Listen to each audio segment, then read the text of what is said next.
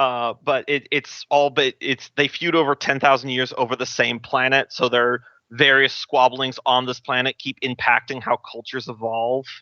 So it's very funny. One of them is my favorite character in Warhammer, Trazen the Infinite, who just basically goes around and has a planet-sized museum. So he steals everyone's artifacts to put them in his museum because he just enjoys studying history. Personification of Great Britain. Basically. One of the great interactions for the book is earlier he had saved the human population from that planet from a bunch of orcs because he needed it for his own schemes in the main plot.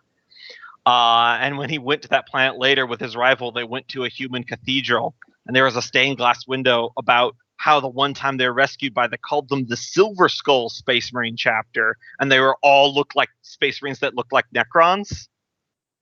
And he's like, yeah, there used to be a statue in the courtyard that they would have like holiday festivals and stuff. But, then the Inquisition got wise and they took it away for refurbishment. Hasn't been seen since. And the other Necron, you stole it, didn't you? And he says, well, of course I stole it. This makes me realize that when we ran into those gnomes that were looking for their lost city, we should have taken that telescope and gone full British imperialist. We should have. Absolutely, that was something you could have done. There's only like 4 or 5 combat trained ones in there. You would have massacred them. Ah, yes, it's a beautiful artifact. You're welcome to see it in the Dammerhall Museum anytime. That being said, you guys kind of did, because you took the telescope and then Fergus copied the formula and told him that he copied the formula and said, I'm letting you know this, but there's no situation or I'm going to give it back to you anyway. You caught up on that, huh? Yeah. I'm trying to let him have that dwarven greed that he doesn't realize he's doing. He left the original journal, but he copied it.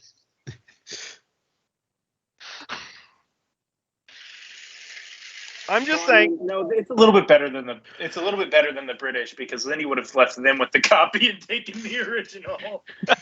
And then changed just slightly so it doesn't work. In Cairo, in their fucking museum, they have a replica of the Rosetta Stone. Mm-hmm.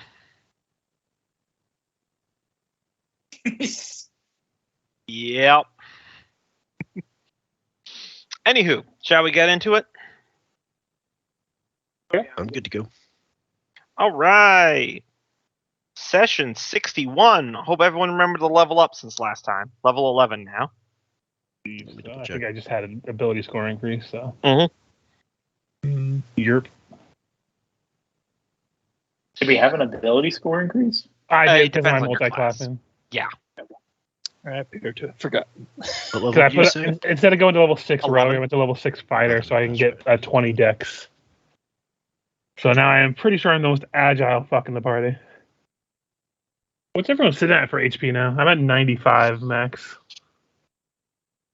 I am at, let me see,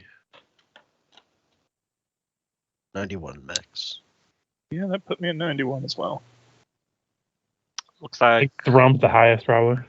Has 102 hit points, and the suit has 98. Mm-hmm.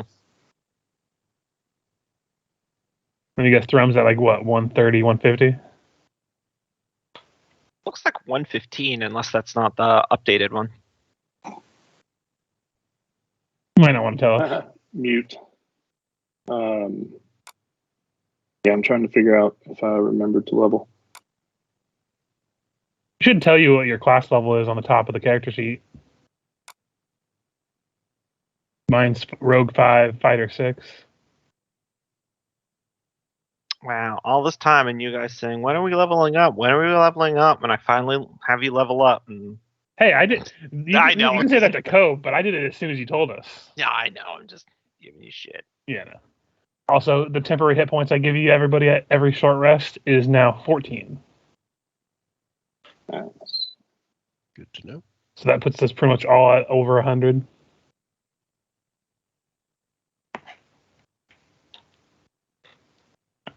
Helps a decent amount. Well, while people are like Cope are checking to make sure they leveled up, I will ask the question for this week.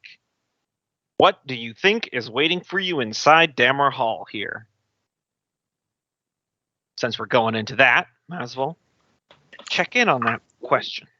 Well, you kind of screwed the dragon guess. We fought a dragon. Yeah. We fought Drow. I really don't feel like it's either of those, and those are my top answers. So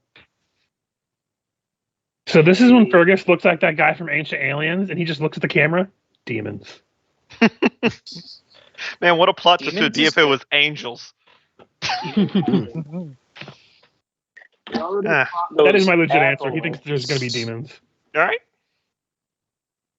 I got some in character or out of character. Traditionally in character, but I'm curious of your out of character answer too.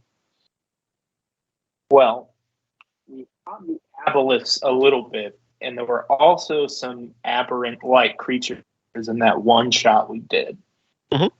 Which makes me err kind of on the side of aliens, literally, for yes.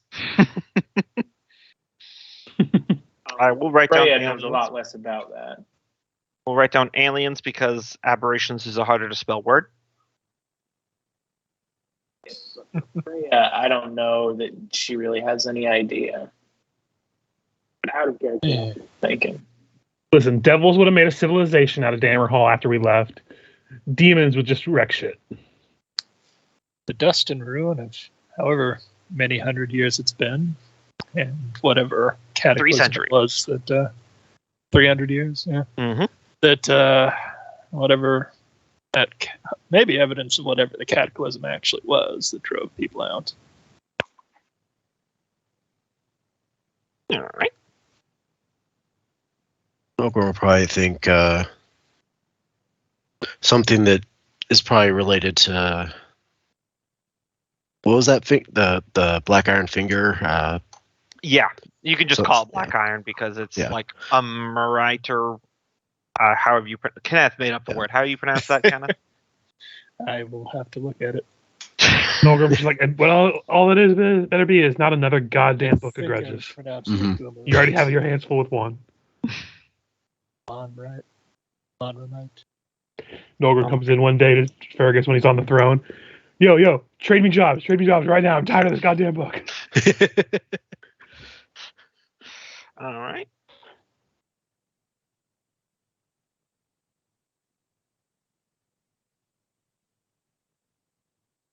That just leaves Thrum's answer. A whole bunch of future dead things. That feels a little vague there, pal. You Oh, mean no, like it's not dragons. chronologically displaced corpses? No, things he's about to kill. Lots of things he's going to have to kill. All right, I'll write down no idea. Things that need killing Enemies. or re-killing. One of those two. Though, Idea, parentheses, dangerous. though that being said, if you guys are any of you are ever doing a sci-fi themed murder mystery, a corpse from the future. That's a good idea. Bank that one. One of the party members' corpses. Oh, from the what am I future. thinking? Thrum would have said porkers. Oh, No idea. oh, Pork. Okay.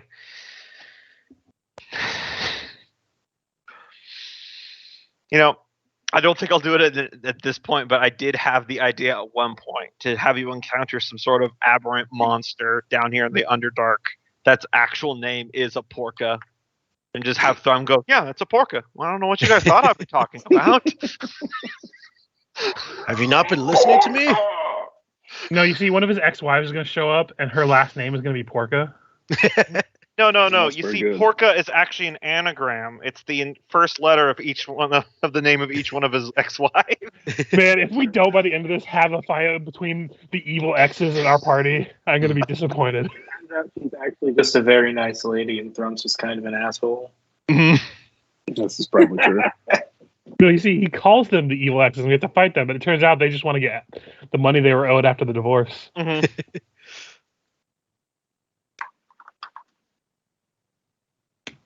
Yeah, they call them as evil exes, but they were actually just 8 sisters who were all fine with polygamy. That just opens up a whole ton of other questions. Yeah.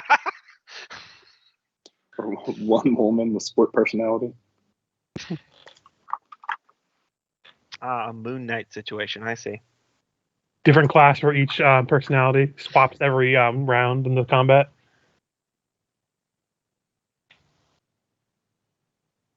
All right. Somehow able to maintain concentration on 11 spells. All right. So that's the question. You guys good to go? Make sure that you're all healed up. You guys will have absolutely had a long rest by now. So Tokens probably don't have the right numbers on them because we redid the calculations on the suit. yes. But I think correct. regardless. Yeah, I think regardless of your design, the hit points are the same. So. See, my AC should be 17. Are you able to put like a There should be a 10-foot aura on me just to help remind me of the aura protection? Yeah, sure. Thank you. If I were making the PDF, I would have made a some sort of larger and gave it more HP. Mm-hmm. But they mostly just focused on armor, I guess, because I guess this would already had enough HP. And then, yeah, Fergus's mage armor still helps him, but it's only like a point difference now. So even if I have it on, my AC at maximum is 18, which isn't bad. But compared to what was it? One of you guys have like 22. That would be Taskell, Haskell. the guy nobody should ever hit. To be fair, that's with items. Ah, shoot! I forgot to make the item handouts again. Ugh. Makes me look at it. Taskell will be like, look, a character that's like a wall that's actually useful, unlike that one shot we did. God. It was literally just a door. Yeah, I know. We can bitch about that for a second because Cope says he's AFK for a second. Oh my God, yeah. And I stand here and I activate this ability and I full defense and then I'm completely untouchable. I'm like, it's murdering the rest of us. The funny part is that we did that, and I think the doors in my actual campaign had more personality than that character. Mm-hmm. All right. Now that Cope's back, also looks like Cope actually did level up, so now he's 126 hit points. Oh my God. He is the meat. It's those barbarian levels, man. Mm-hmm. Actually, he's made of stone, Gombo. With meat underneath. Yeah. Imagine pebbles. So He's dry aging and slow aging the meat underneath that rock. That's worse than what I was gonna say. E.T. Pebbles. I was just gonna Just say, all imagine ages. gravels Kenneth. going through your pores. We're gonna find his body on Guga's YouTube channel, talking about slow aged meats. All right. So, where we last left off last time, you guys frantically escaped the lair of Maldraxxus. You made it back to the Guardian Golem door, presenting the forge hammer that you found, that I believe now Taskell is using. And so thus Door then used his magical ability to enact a hidden pass wall to let you go through like 2 football fields of a magical corridor before it dumped you out into a narrow mining tunnel. And that's what you guys are currently walking through. You probably have to go about single file through here with your... Well, yeah, there's 9 of you now, with all your companions and everything. I'd definitely like to do a detect. Just smell the new air, feel around through the sand, see if I can sense any of my Yes, because you're favorite enemies. elves, dwarves, and aberrations, right? Thrum, why Just are you elves digging and through the dwarves. ashtray? Just elves and dwarves? Okay. Yep. Other than the dwarves that you have around you right now, there is no elves and no dwarves. You can sense within, what was it? It was like 6 miles? Something like that. 5, I think. 5, yeah. I clicked the wrong thing. But yeah. Sorry, Since last- quick bookkeeping, just to Mhm. be before we go any farther. Thrum, did you say I could have back the scale bane if you weren't using it? Yeah. Okay. So I'm unattuned to the flute and attuned to the scale bane then, just FYI. Neat. Sorry, I just wanted to get that out of Mhm. the way. But yes, Thrum, you detect no elves and no dwarves outside of the ones in your party. You've been walking through this narrow tunnel. It's slowly turning slightly and going in an upwards direction. There is rough carved stone steps that are very smooth.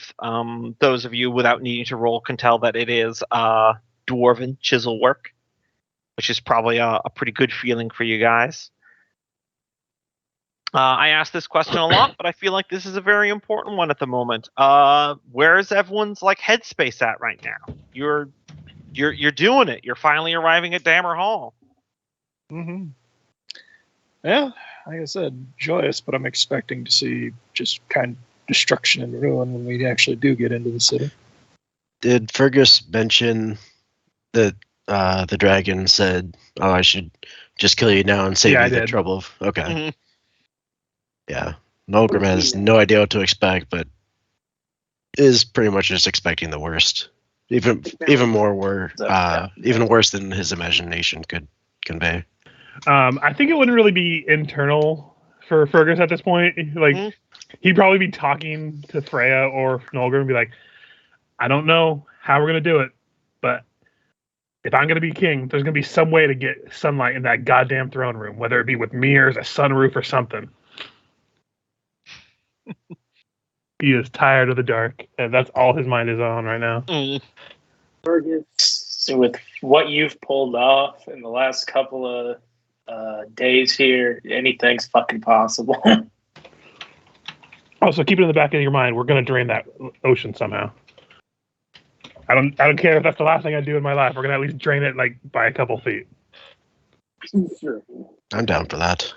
Could be Get right down to the bare bones. For the first time in Fergus's life, he says something and he gets a bunch of grumbly dwarven sounds of agreement.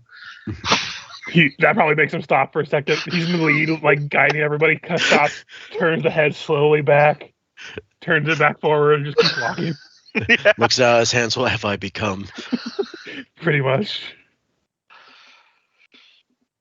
Thrum and Freya, how you doing? Go ahead. I'm kind of bored right now, just walking through this tunnel. I was kind of expecting to get into the city. Yeah, anxious to let me see that, and also cautious because apparently something in here wants to kill us. Everything in here, and is also blocking scrying. So something is here, or was here. I don't know. Mm.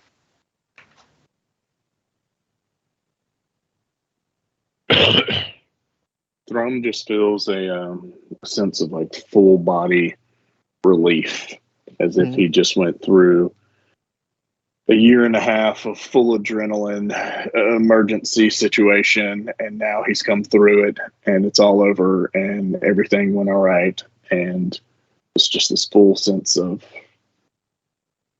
whew, we did it.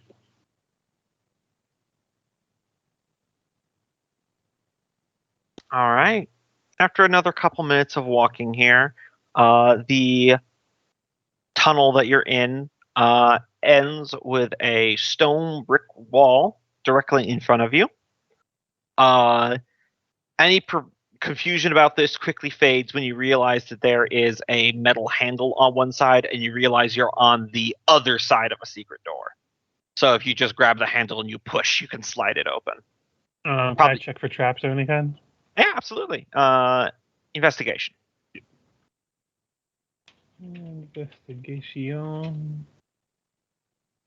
20.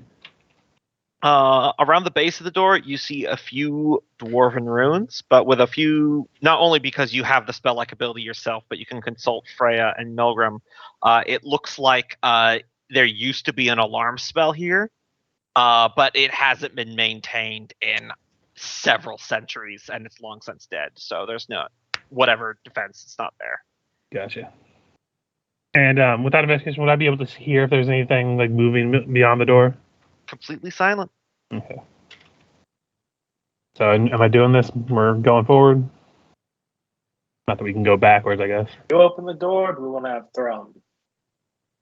Let's try quietly first, and I will open the door quietly. And see if I can- Loud sound of grinding stone as you push a stone wall open.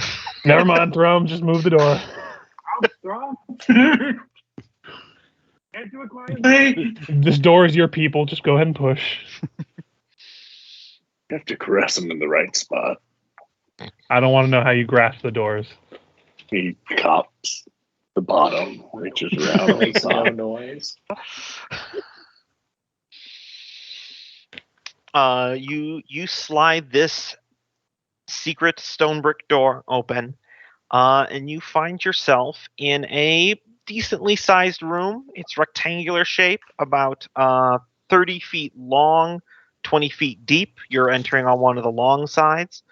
There's a pair of stone double doors directly from across from you. But within this room, the walls are absolutely covered in stuffed animal heads, like from hunting, not like actual stuffed animals. That would have been funny, though. Various broken helmets and weapons and armor pieces of various different cultures. You see orc, drow, lizard folk, some other ones that you're not familiar with. On the right-hand side of where you entered, you see a large stone fireplace, very much dim and put out. On the mantle over the fireplace, there is a battle axe mounted, as well as 3 small painted portraits on little stands on the mantle. And to your left, there is a dusty forge with an anvil, a cooled heating basin, and everything like that. Trophy room. Perfect. All the stonework is very obviously dwarven. Out of character. It's a lot smaller than I thought it'd be. Oh yeah, Well, and fellas, in front of the fireplace is a beat up looking armchair.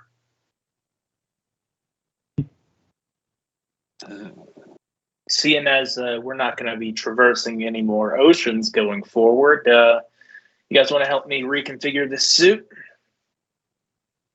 Hey, but let's poke around a bit more to make sure it's safe. This is just the first room we've come across. And there's like Probably only one somewhat exit out of this important room. Yes, you guys came through a secret door that was in the wall opposite of the. But there's not like there's like 2 other doors going out of here in different No, directions. it's just a double set of stone doors directly across from you. Okay, let's case the room at least. Yeah, and should we seal this behind us? Here, have Okay, someone. idea. I would say we'll have one person stay behind it, and we'll shut it to see if we can open it from this side if we know where it is. Because if we can't, we probably should leave it open. Good thinking. Hey, good thinking. It's probably a panic room type situation, given secret exit. But So yeah, we'll say leave Thrum on the other side because we all need a break from Thrum every once in a while. I say this out loud. Or whatever behind this Feelings entrance. mutual. Shut the damn door. I'll save you too much logistics. After exploring the other side of the secret door, you discover one of the stone bricks is lightly like spring-loaded. So when you push it in, it clicks out and becomes a handle that you can grab, and then you can drag the door open from the other side. Gotcha. Just making sure. That'd be a thing we'd have to be concerned about. Yep. It's good quality old school dwarven craft where it could survive just about anything, but it's not overly complex in function. Cool beans. Should we check through the double doors before we take our guard down? Yeah, we can poke our head out there and see if there's anything beyond it, but if there's nothing directly outside, we can probably deal with what we need to. So I will open the door. Yep, they're unlocked. On the other side, after like a short, like 3-foot little hallway of the separating stone walls, is a much larger room. It's a square 60-foot by 60-foot room, and it is filled with these kind of like 2-foot high, rectangular stone markers that are forming like perfect neat rows that fill up the room. The tops of each one of these markers is carved to look like a face. Some dwarven, some human, some elven, and then there's little metal placards on each one. And then on the other side of this room, just at the fringes of your dark vision, you see another pair of stone doors. So I would just go ahead and shut the doors again so we can do what we need to do and spend time investigating this room with anyone who wants to help. From all the research over the years Milgram has done on, dwarven histories and stuff like that, would he have come across any sort of sketch or rough layout of what, the castle or anything like that looked like? Dwarves are famously pretty miserly about their secrets, even with each other. Okay. But what you do know is geography and standard dwarven building techniques. You would definitely know this. Probably everyone would know this except for Fergus, because Fergus just really refuses the knowledge. Yep. Most dwarven cities have a pretty standard way of construction, where they're built into multiple levels going deeper into the mountain. With stuff starting as mine tunnels where they're just chasing ore veins. Then they sort of strip mine out and connect the tunnels. That's when you get these vast rooms with high pillars connected to the ceiling that you have seen before. And then they start building houses and structures and filling it as a city within that space. So what you would know is that how deep you've descended into the Underdark versus the mountain that Dammerhall is in. You are probably at the level or slightly below the deepest mines of Dammerhall, the area where they would that were just for mining and industrialization, not a living space. Okay. So you're not out in like a throne room or anything like that. Yeah. Well, at least we have some general idea of what we're at. But it is an odd trophy room. Maybe it was the head of the mining operation got to come back here and relax. Because did you say there are any beds in this room? There's no beds, just a beat-up-looking armchair. One armchair and a whole bunch of trophies. Mm-hmm. Well, I guess the question would be then, like I would ask the group, because Fergus would know, if there was a secret way out of Dammerhall through this room, does this mean whoever owned this place was probably someone important? I would think so. Have their own room in a great community. It's a safe bet, especially with the secret exits being located. What about this axe? Yeah, I was waiting for us to get to the investigation of everything, because I imagine there's going to be some detecting of magic in this room and all the other stuff. So I'll just save you guys that up front. The only magic you detect is from the other side of that stone door past the room with all the little markers. Gotcha. Some kind of magical trap or some such. What do you guys want to look at first? Because I know Freya's going to launch directly into retrofitting her suit. Yeah. I would say, like, I'm good at investigating stuff, but I imagine Fergus wouldn't know what to be really looking for here, because this is all kind of new to him. So he'll probably help Freya with her suit. Mulgrim will probably check out the axe. All right, so you look at the axe over the mantle. Taskell, what you looking at? You said there were markers in the other room. Yes. Let's look at those. Figure out what they're for. And Thrum, what you doing? No, fellas, you think we could spring for a fire in the hearth? I mean, who's to say that the hearth goes anywhere? We might just get smoked in ourselves. Yeah, check the hearth first. Yeah, It I'm could gonna be check to fun. make sure there isn't a flue, and if it seems open, I'll Who knows how much gunk's built up over the years. warm this puppy up. Well, the gunk comes from use. The problem would be if birds have nested in it. Also, Or first game, you're watching the spiders Wii. or rats. Yes. Sticking your head in the hearth, you look up, and there's a narrow, probably like a fist-sized hole that goes through the stone up into darkness. Per dwarven security designs, you see several interlocking metal grates that would let the smoke through, but nothing else up through. The big problem for getting a fire going is that there doesn't appear to be any firewood here, so you would need to burn your own stuff. Yeah, we don't really have that stuff would to also be a burn. problem. Is there a coal basket or anything? No. No. Okay.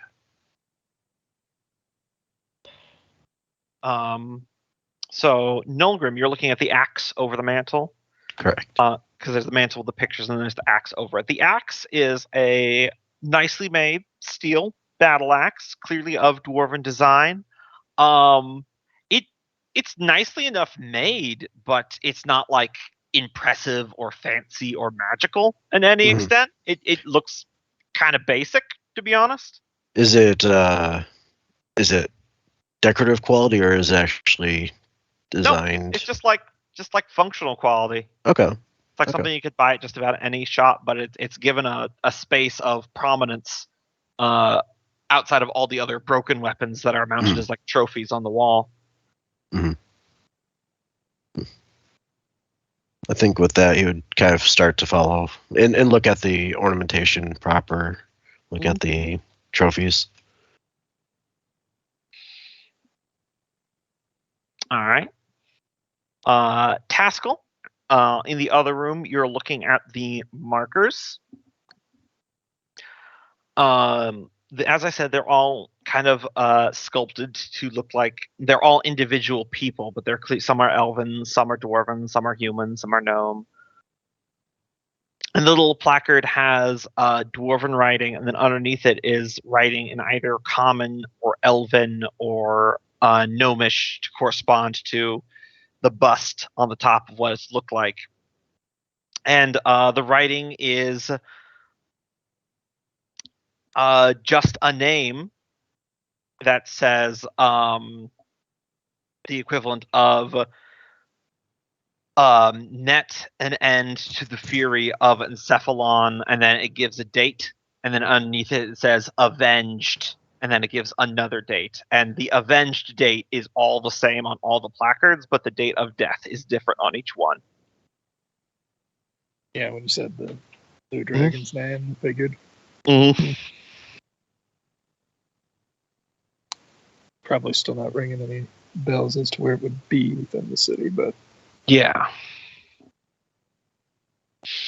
Thrum, you finish up with the fireplace. And you're sitting down there as Nulgrim is walking around. And I'll say your eyes probably drift towards like that armchair. That's this kind of surprisingly beat up, padded, patched wood thing. A part of one of its arms is being held on by like an old rope. It kind of reminds you of the kind of like chair that you've had for a long time that you've eaten meals in and stuff that you kind of become emotionally attached to, but then you get a significant other and then your wife tells you to get it out of your fucking house, so you just move it to the garage instead. I feel like you should give Cope a trigger warning. That was really deep, man. Old red and then old blue. Listen, I had a blue leather armchair once. I missed that thing. I couldn't bring it with me, so I had to give it to the rest of the family, and my nephew now uses it as a trampoline. I had a gigantic red one that we got from Goodwill. It was with me for a long time. It was blue leather, which was ugly as shit, but it was real leather, and it was $50 from a used furniture store. It was a fantastic buy. Yep. For real leather. I paid $5 for old red. Mm-hmm. The thing weighed 745 pounds on one side. Shared. Thrum's definitely going to plop down in this chair. It's uncomfortable because it's been used a lot. Well, he's got to find the groove. Yep. There's some butt holes in there somewhere. Just gotta figure out you how get to- a good butt groove. Figure out where the guy butt grooved and if he crossed left or crossed right.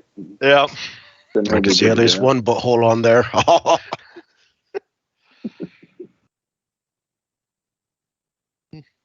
And after that, he's going to get a little antsy and start cleaning up, making piles, get the truly broken and useless stuff away, the rotted, the unreclaimable, but save the axe heads that can be either melted down or polished up, and start making separate piles, but cleaning up because we're home, boys. We're home. Nolgrim, walking around the perimeter of the room, you're looking at these trophies and everything like that. All manner of beasts, some of which are Underdark based that you've probably fought yourself. You definitely see like the head of a hooked horror, a couple giant insects. Some of them are of surface beasts. You see some drakes. You see an owl bear.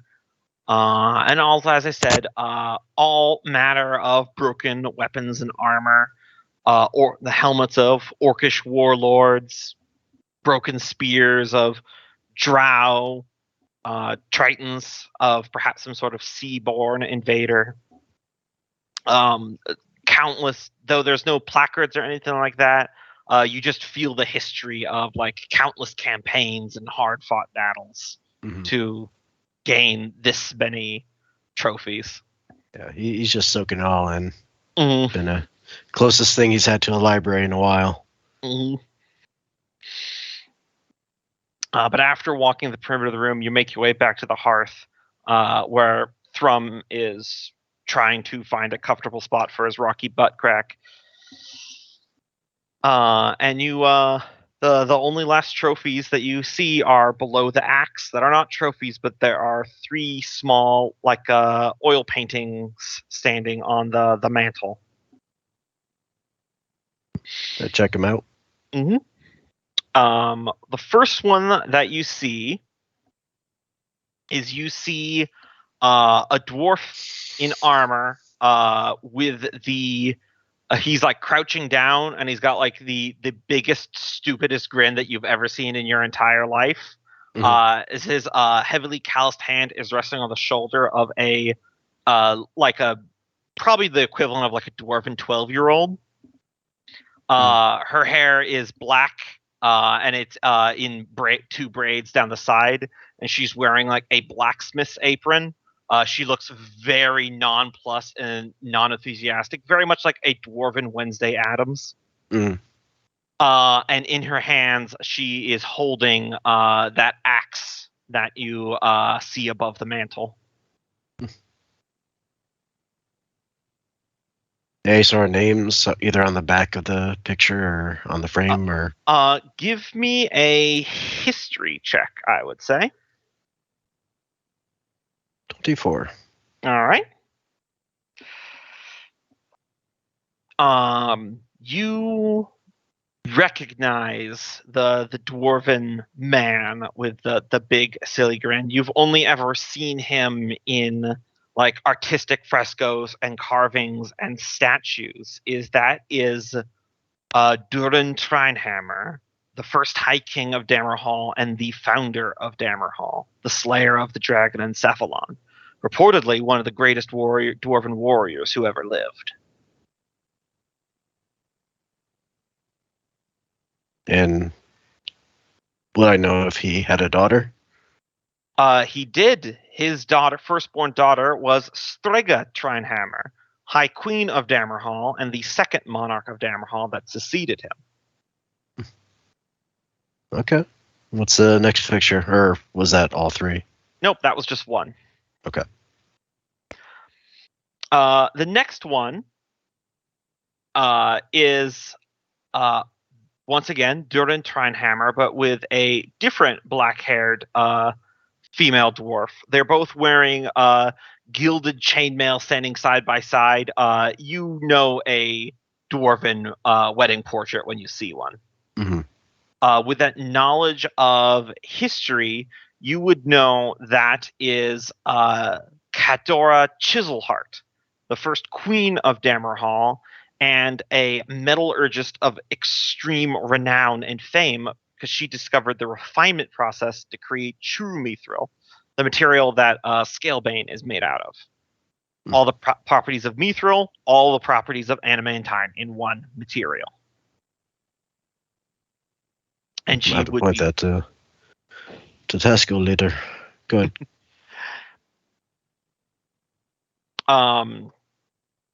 And the third and final portrait is of all three of them together. You see a much older Strega Trinehammer, probably like in her dwarven equivalent to mid-20s, early 30s, alongside her mother and father. Durin has that same big goofy grin again, but his beard is starting to get gray in it. And upon his head rests the golden crown of Dammerhall.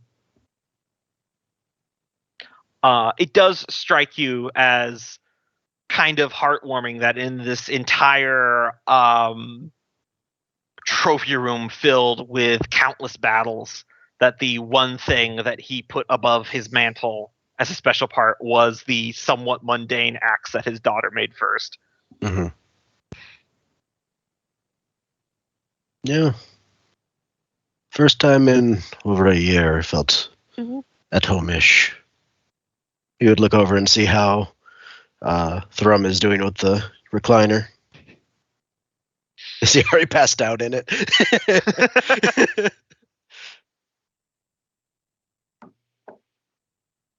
I could see that happening.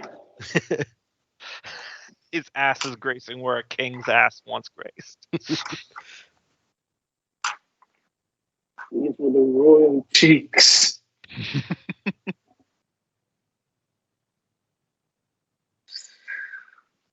A lot of rich history here, and we're just on the first room. Don't nod off just yet. We still got some exploring to do. What's that? Something about some old man? Either Thrum or the old history lesson here. Yeah, it is worth pointing out that the daughter depicted in these photos, Strega Trinehammer, is Fergus's great-great-great-grandmother. True fact. Not gonna lie, Fergus, your great-great-grandmother was kind of hot. That's very Isn't weird. she related to you too then? Or are you from a different side? I can't remember anymore. It's related to him as well. Is it? You're Well, just a I know what different- happened with the royal family, and I want no part of it. No. It's only Taskell and Freya who get to say that without it being weird. Oh, I thought I might have been like a removed cousin. You are distantly, but you've got like a super, like Thrum has a closer bloodline ties than you do. Right. But you are technically that side of the family. Oh, I'd like to introduce you to a human instrument I found out about. It's called a banjo. I think it would be right at home with you in the room. Play it for me. I would love to hear it. Go something like da ding ding ding ding ding ding ding. I've got the family tree that I made right here in front of me, so I verify all this information. Ah, I gotcha. Yeah, it was Taskell's sister that married into the family. Mm-hmm. Also, while this is all this happening, I'm curious to see what Freya's turning her monstrosity into this time. You see her melting down those gold coins she stole. Of course she is. I mean, what are you going to do with a giant mech suit if you're not going to pimp your ride? All right. What else do you guys want to do? Presumably that door on the other side of the room with all the grave markers is an exit, but it's also doesn't seem like the room's been disturbed in a very long time, so if you want to take a rest anywhere. Yeah, I figure we're just resting in this room and stuff to take care of business and prepare for what comes next. Because chances are the dragon wasn't lying, because he probably was like didn't care if he told the truth or not. Because what are we gonna do? Get away? Dragons are assholes like that. Mm-hmm. Mhm. That the plan? We'll never have to worry about him again. Plus, we get just in case a refresher on my Rousing speech. Mhm. I imagine not even really much of a like the way I flavor. It's not really so much as a speech, so much as he's talking, he's helping to point out like things that he, like more like not as mundane as, oh, you forgot to tie your shoe. Oh, but did you polish your axe or whatever? Like just tips to keep things going without having to have a pit stop, essentially. Mm-hmm.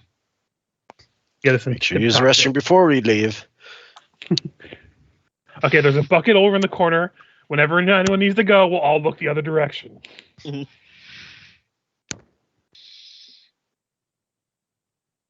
As we're kind of exploring and I'm reading the things, my thought is any paper that's here would probably be just about dust.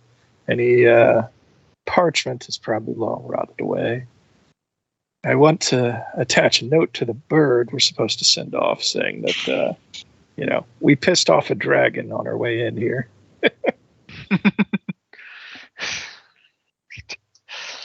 Yes, if you see a dragon outside the mountain, that's probably not unrelated. Yes.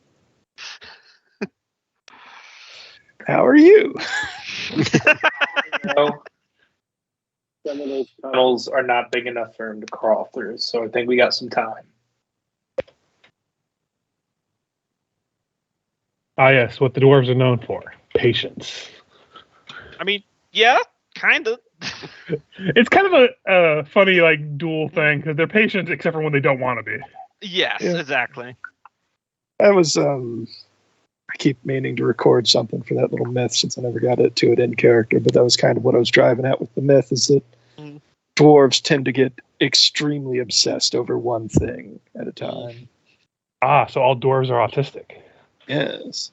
I love. Are you not into trains? I love one quote from a Warhammer book with dwarves, where it was a dwarf was commenting on this fortress. And he's like, "It's decent construction, and that gate would hold up all right, I guess, but like." It's kind of shoddy craftsmanship. I mean, if it was true dwarves working on this, they would have taken at least a couple centuries to make sure they get it right. And the elf with them is like, I'm sorry, centuries to hang a door? Which is also where I kind of get with what happened to that deity and what the ghosts are about, is that they get obsessed with revenge, so they never really pass on. Mm-hmm. All right, so everyone going to sleep for long rests? Probably. We're gonna do watch, right? Yeah. Yeah, I assume so. But... I think we actually have a watch thing. Like, let's just double check it and make sure if it's the way we want it. Camping notes. Honestly, what is, instead of Jigless, because we don't have him anymore. Yep. What is Thrum's passive perception? Ooh, 15. 15. So I'm going to trade him with Nolgrim, and I'm going to have Nolgrim on my watch. So that way we have the bad with the good. So I'm going to update it right now. Works for me. Hey, you want to go do some spelunking while everybody else is asleep like last time? No, we learned our lessons after the second time. Okay, it's up to date now. All right.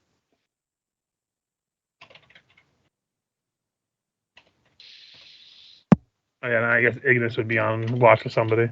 I keep forgetting about her. Passive 15. I mean, sticker with Freya and Miku, I guess. Mm-hmm. That way we have it nice and balanced. As all things should be.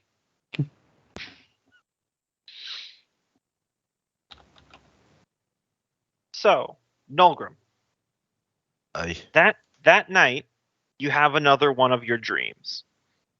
These have been happening sporadically, of course, but we just haven't narrated all of them. but Mhm. one of those dreams where you are witnessing the fall of Dammerhall through the eyes of someone. Mhm. You are seeing a repeat of, much like the one at the beginning of the campaign, stonework falling, black fire engulfing dwarven warriors, shouts of pain and fear and desperation as Dammerhall is falling about you. From the dwarf, from perspective that you see, gets half pinned underneath some stonework, unable to move their legs, and is witnessing the crowd as black fire is gushing out of the darkness and engulfing people. And as you're watching this scene of horror unfold, something that hasn't seen in this entire sort of drama plays out is you see a dwarf in the crowd who's kind of like making his way towards you, but he's kind of like maneuvering around. He's got like a black beard made into braids and ended with like jewel clasps. He's wearing like some finely made tunics with rings on his hands. And it's if I showed a picture to you, you'd recognize it. He's wearing a hat that's like a classic medieval style hat. It's a Tudor flat cap.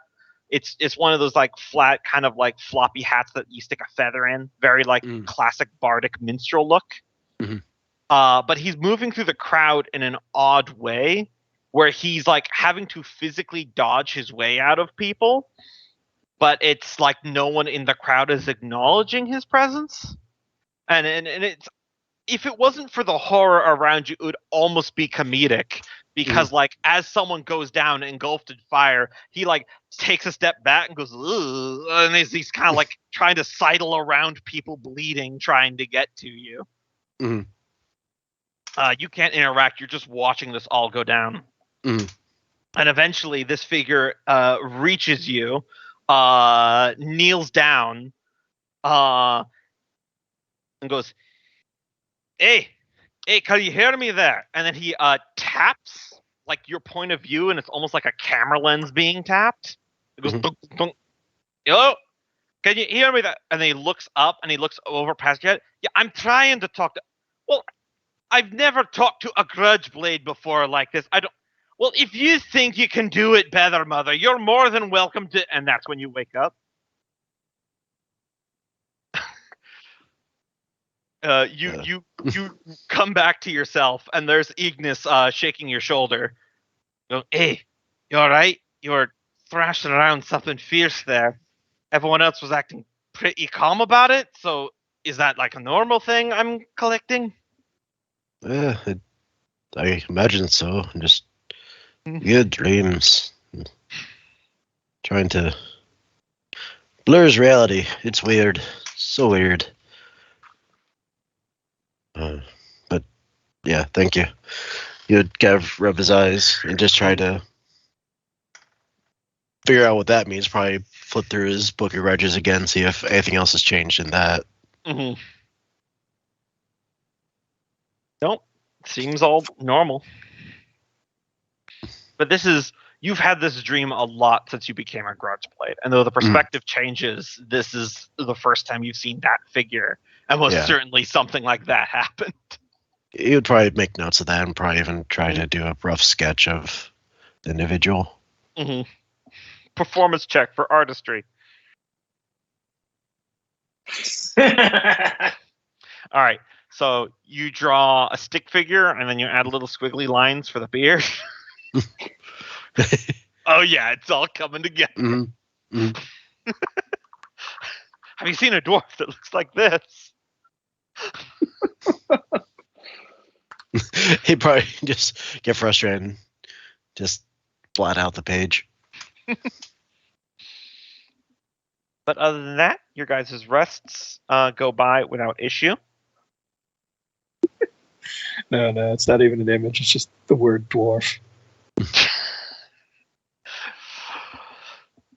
And I imagine Freya probably finishes the retrofit to her suit. So if you would like to describe that before we move on, Michael, by all means, you can have the floor. Yes. So, as I said before, I've taken the some of the gold that we've acquired from Maladraxxus, and I use it to plate the exterior of my armor. So this new model of the suit is modeled after Mother Fire, and is it's a completely gold-plated version of the suit. Nice. Do you have a pick? Yeah, I can change right it click. on my Yeah, right click your character. token. Oh, nice. I don't know where you put it. It's I on feel like there. the gold is a little much, but nice work otherwise. It's not like we're going to be spending that money It's anyway. the symbolism, Fergus. I'm going to have Ivy say the thing that I told Michael when he told me about this plan in Skype chat. Maldraxxus may be immune to fire, but he's not immune to sick burns.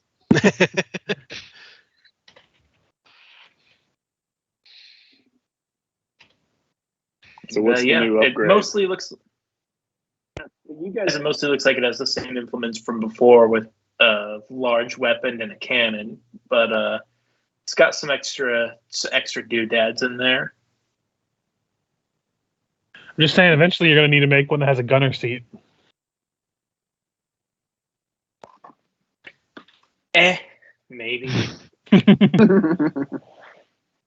Listen, we can't costs go points, Master man. Blaster on Points that I somebody. could What's the use for- point?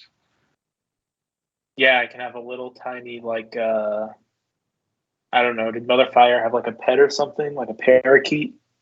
No, You're just looking over at parakeet. Ivy. Ivy, he's calling you a parakeet. Does she even know what a parakeet is? I'm kind of curious.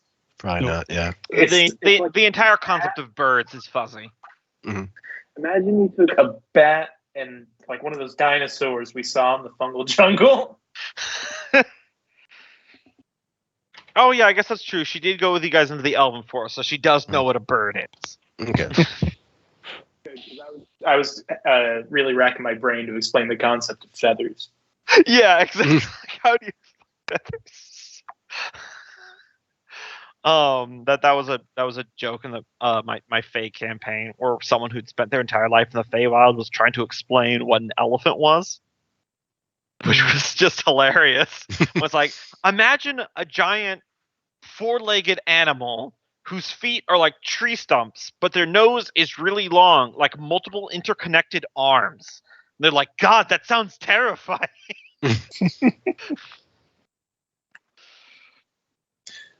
Yeah, man, I could easily see Mother Fire having some sort of bird. I mean, canaries and coal mines and all that.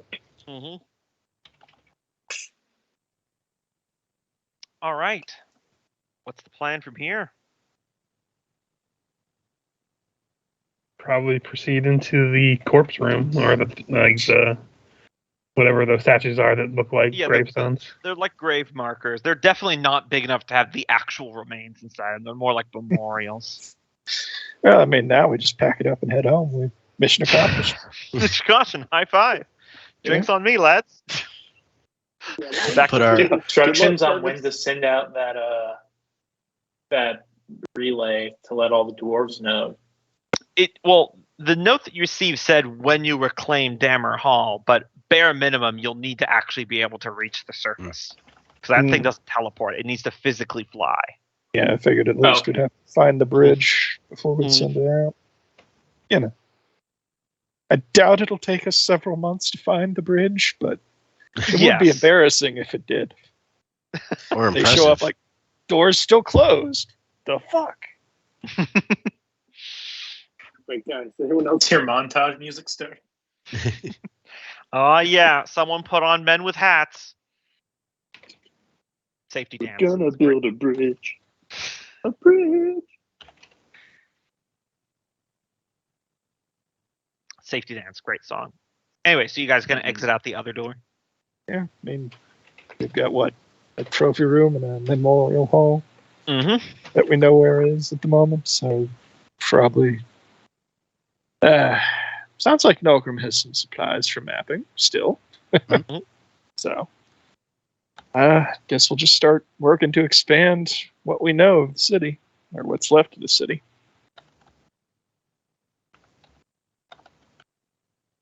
All right. So you guys exit out those 2 stone doors on the other end of the memorial room. And you enter into another kind of narrow cut stone mining tunnel. After just a couple feet of passing those double stone doors, when whoever's in the lead looks back, it looks like it's just a solid, like, natural stone wall that you all just are walking through. So it appears that that room was concealed by an illusion. That's what the magic you were detecting. If you're curious, you can stick your hand back through it and you go right through it. It's a basic still image, essentially. All right. One moment here. As I move you guys over to the new map. Suddenly owlbears. Because Dammerhall is quite large. It is a city-state, but it's not a full hex map large. So I will move you over there. You guys should see that gold ring, right? Yep. You should all be able to control that. If you use the arrow keys on your keyboard, you can make it move in right angles. So you guys can control it. The map is set to exploration mode. So you guys should be able to see all of that. And you guys can explore a little bit more manually. I would say just like every 4 spaces that you move. Just give me a second to see if anything changes. Gotcha. So this one ring, That one Rule them ring. all. Yes. we can. You should all be able to control that. So you guys can decide who does what. And it's exploration mode. And it's got its own vision. So this should be all pretty easy. You don't have to wait for me to. And you have stuff. like the dynamic lighting layers blocking movement, so we don't turn right and then it takes us off. Okay. Just making sure Yeah. that's a big thing to turn on. You can check it right now. Just click it and then hit up, and it should just dead end and not go anywhere. Well, you know, if getting bound in the darkness is your thing, I'm not going to judge where you can do it. So right now you're just in kind of like a narrow, meandering little mining tunnel. I imagine we're not going too much any different directions, so. Mhm. So that would be 4 spaces. Do you need to update anything before we continue? Nope, you're all still good. How long of a walk would that be for those 4 spaces? Like 5-10 minutes, maybe. Oh wow! Yeah, it sounds more like it's okay, guys. Don't go any further because shit has just happened. Yeah, I just want to make sure Days. stuff happens on my end. Gotcha. We're going to Paul's at the mine train. Yeah, because this is like a city scale map where it does take time. You know, like in real life, I can cross like 2.5 miles in like 30 minutes of walking. But you know, It's the Seven Dwarves mine train. you guys, your little narrow tunnel goes to a much wider mine tunnel, where you see a minecart track running down the middle of it.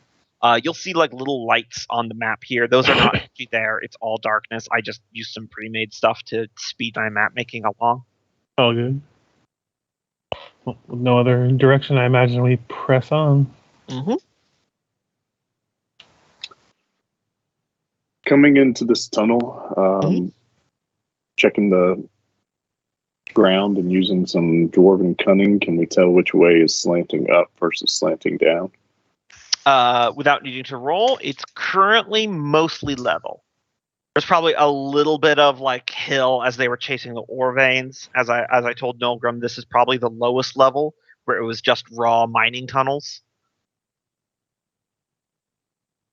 Gotcha.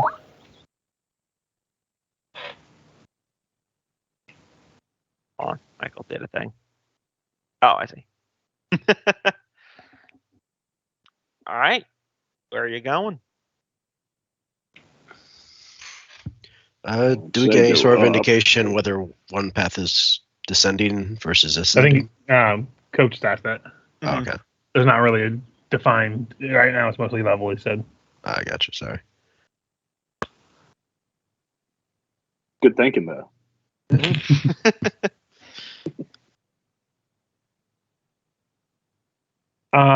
It's a slightly different question. If we examine the tracks, like there would be marks from like carts going through. Is there one direction it seems to go towards rather than from. Not like height wise, but like it goes more often. Like I'd imagine they'd be loading things up to push towards the refining areas. Give me a investigation. I don't know if that would really cause uneven. Would this qualify for stone cutting or no? I'm gonna say just flat. It's metal and more engineering. 18. Yeah, I'm gonna say 18's not enough. This is a pretty very specific. And also, I'd probably, knowing Fergus, he wouldn't know much Yeah. about it, so that's fine. All right, I'll take a shot at it. Alternate roll. There it is. Yeah, it's not enough. I'll tell you, it would have been a DC 20. What about a more simple question? As they lay the tracks, the last portion would overlap the next portion. So you'd be able to tell which direction they were building them in. I guess it depends on how methodical dwarves would be, because I imagine they wouldn't do as much overlap. They'd probably try to make things pretty seamless if they were going fancy. Yeah. Richard's right. They would do that. I'm just going to say we go right. Let's go to plan as either. Can't be wrong if you're making it right. This way. And without anything stopping us. Go ahead. Uh-oh, red light. Found a disco party. As I said, those lights are not there. It's just the pre-made thing I had. Oh, gotcha. This will not stop the jokes. Yep. And, yep. Right. Oh, look, the intersection of Queef. To stop that, unless That you say otherwise. one's on you. I had nothing that would indicate the word. No, that's why I'm trying to stop it. I'm going north. All right. I could make a joke involving rock layers. As you guys Go are ahead. walking down this tunnel, you hear a sound coming from behind you, the direction which you came from. It sounds like rattling and the scraping of metal. And behind you, you see sparks shooting up down the tracks in the darkness as something moving quite fast is heading in your direction. I'm just going to assume you guys get off the tracks. You definitely have plenty of time to just step back, and then whatever's going by will just go by.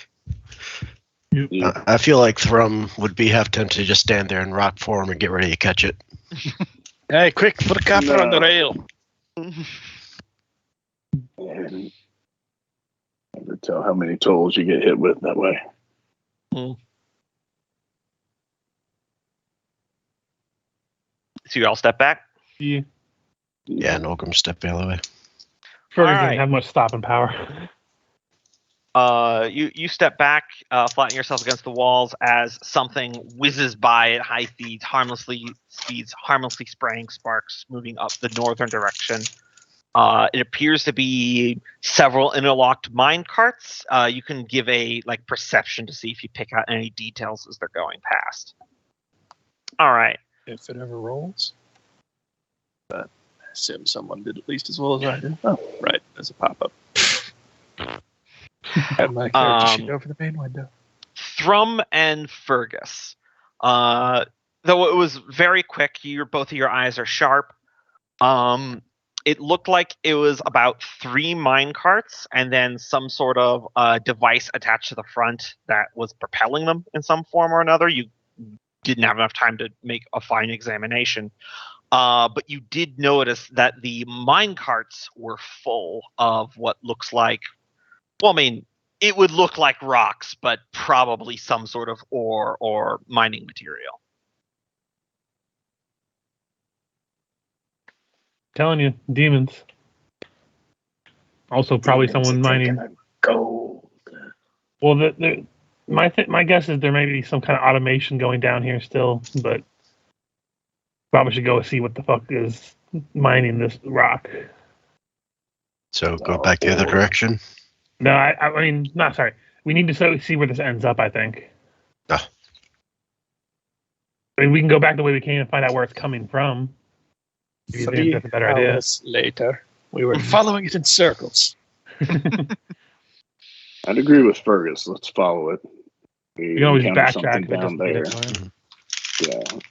If we stop the supply coming down, that'd raise eyebrows. But if we in the odds of whatever's down here, no one will know.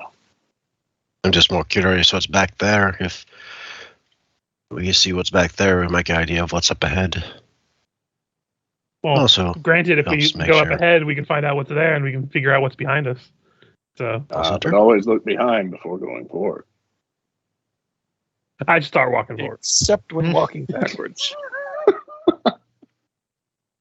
All right. How the saying was never look back. Or you'll turn into a pillar of salt. Yes, we all know. You can keep moving forward. Yeah. Looks like there's another little side tunnel. Yep, little side tunnel. No carts could fit in there. Just looks Yeah. like it's something you could walk single file through. You take note of that, and then we progress forward to the right, I believe, unless anyone objects. Around here, you start hearing sounds echoing from the tunnel up ahead. You hear the sounds of scraping metal and a whole lot of like stone objects rattling off of something metallic. These sounds probably wouldn't be so loud to you if it wasn't for how just deathly quiet this tunnel is. Mm-hmm. But you also hear like the sound of clinking chains and just the general sound of work. Mm-hmm. You all wait here. I am going to use the wearing of invisibility to go investigate. All right. Thrum's gonna investigate again for detect for dwarves or elves. No dwarves, no elves. So I'm splintering off from the group, going invisible, and examining what's up ahead. Yeah, here, I'll just put like a little dot for the space that everyone else is in, but there we go. You can just still use the marker so that way everyone can see. All right. You see a collection of minecarts as it looks like the tunnel is widening out to a space that was perhaps like a mining camp, like a small town or something, the equivalent. To get a better look, you'll need to advance one more space. Give me a stealth check as you are advancing. Let me go ahead. Stealth check at advantage since I'm invisible. Mm-hmm. And just for added precaution, he's being extra cautious. I'm going to spend a superior die to make it a 27. Okay. One moment here. Going forward. Yeah, it's just Fergus. He's stealthing. Yeah, we have the we probably put the mental thing on so we can communicate, but I progress in. The sounds of work are significantly louder here. You really need to creep close because there's definitely people moving around here. You can now hear the sound of a lot of footsteps shuffling about in the silence. No spoken voices or anything as minecarts come in and are diverted from tracks at a little rail station. And that they're mounted on those, like the kind of minecarts that you can just dump the ore from, because they turn over, but they're still on the track. You know what I'm talking about. And they dump out and they're going down these chutes. People with shovels are scooping them out and moving them onto buckets, which are connected to large chains, which are being pulled into the darkness of the ceiling above. There's with a constant clank, clank, clank, clank, clank, clank, clank, clank, clank, and it's just sound of metal working and everything like that. With you creeping closer with that high stealth, you see the workers are dwarves. But that initial surprise that there's still dwarves working in the mine probably doesn't last as a good thing, as you see that in this darkness they have vacant eyes, a shuffling motion to their gait, and dried blood upon their brow, as this entire workforce is probably a good 80 dwarven zombies working away.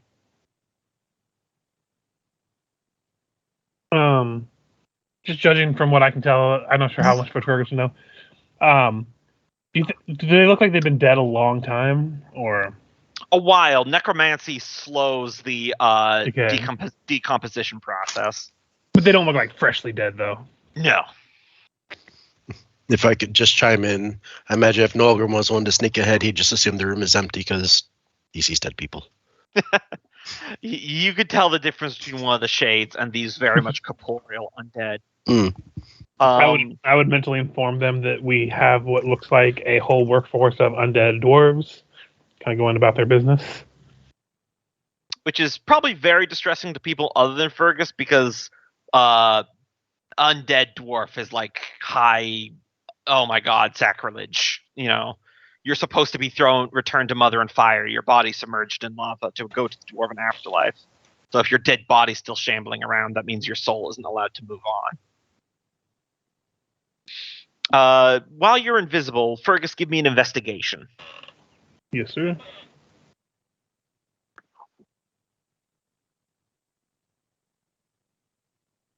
It should be with a D4, so. Oh yeah, that's plenty high. 26. Creeping around the edges of this, you see that there is lots of these stone houses, but many of them have been like half knocked down, with rubble cleared away, as it looks like new minecart rails have been laid down. They're often like 4 wide with switch rails to move between them. These large gears and cranks that are largely, you don't see what they're being operated by, probably something up above that's moving up. You can tell with that investigation that this was not like originally just like repurposed Dammerhall. They knocked down dwellings to expand the industrialization of this sort of like mining elevator. Especially with that high investigation, these were homes. They had, stone tables and beds and stuff that had just been smashed and pushed to the side. And it's not crude work, to be exact. It's very clear they demolished exactly the bare minimum amount of wall that they needed to function. But they didn't clear away rubble unless it was in the way. So it's ugly, but it's pure, like, brutalist, only what's needed to function. Dwarves care about, artistry, craftsmanship, trying to make it look like, you take pride in your work. This is, does it work? Yes. Good enough.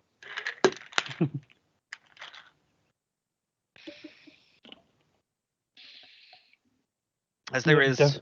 Definitely mention it to the other people. Basically, I'm just keeping everyone informed of what I'm discovering. Mm-hmm. I imagine they're getting antsy back there, but I am going to press deeper into this encampment and see if there's anything else I can pick out.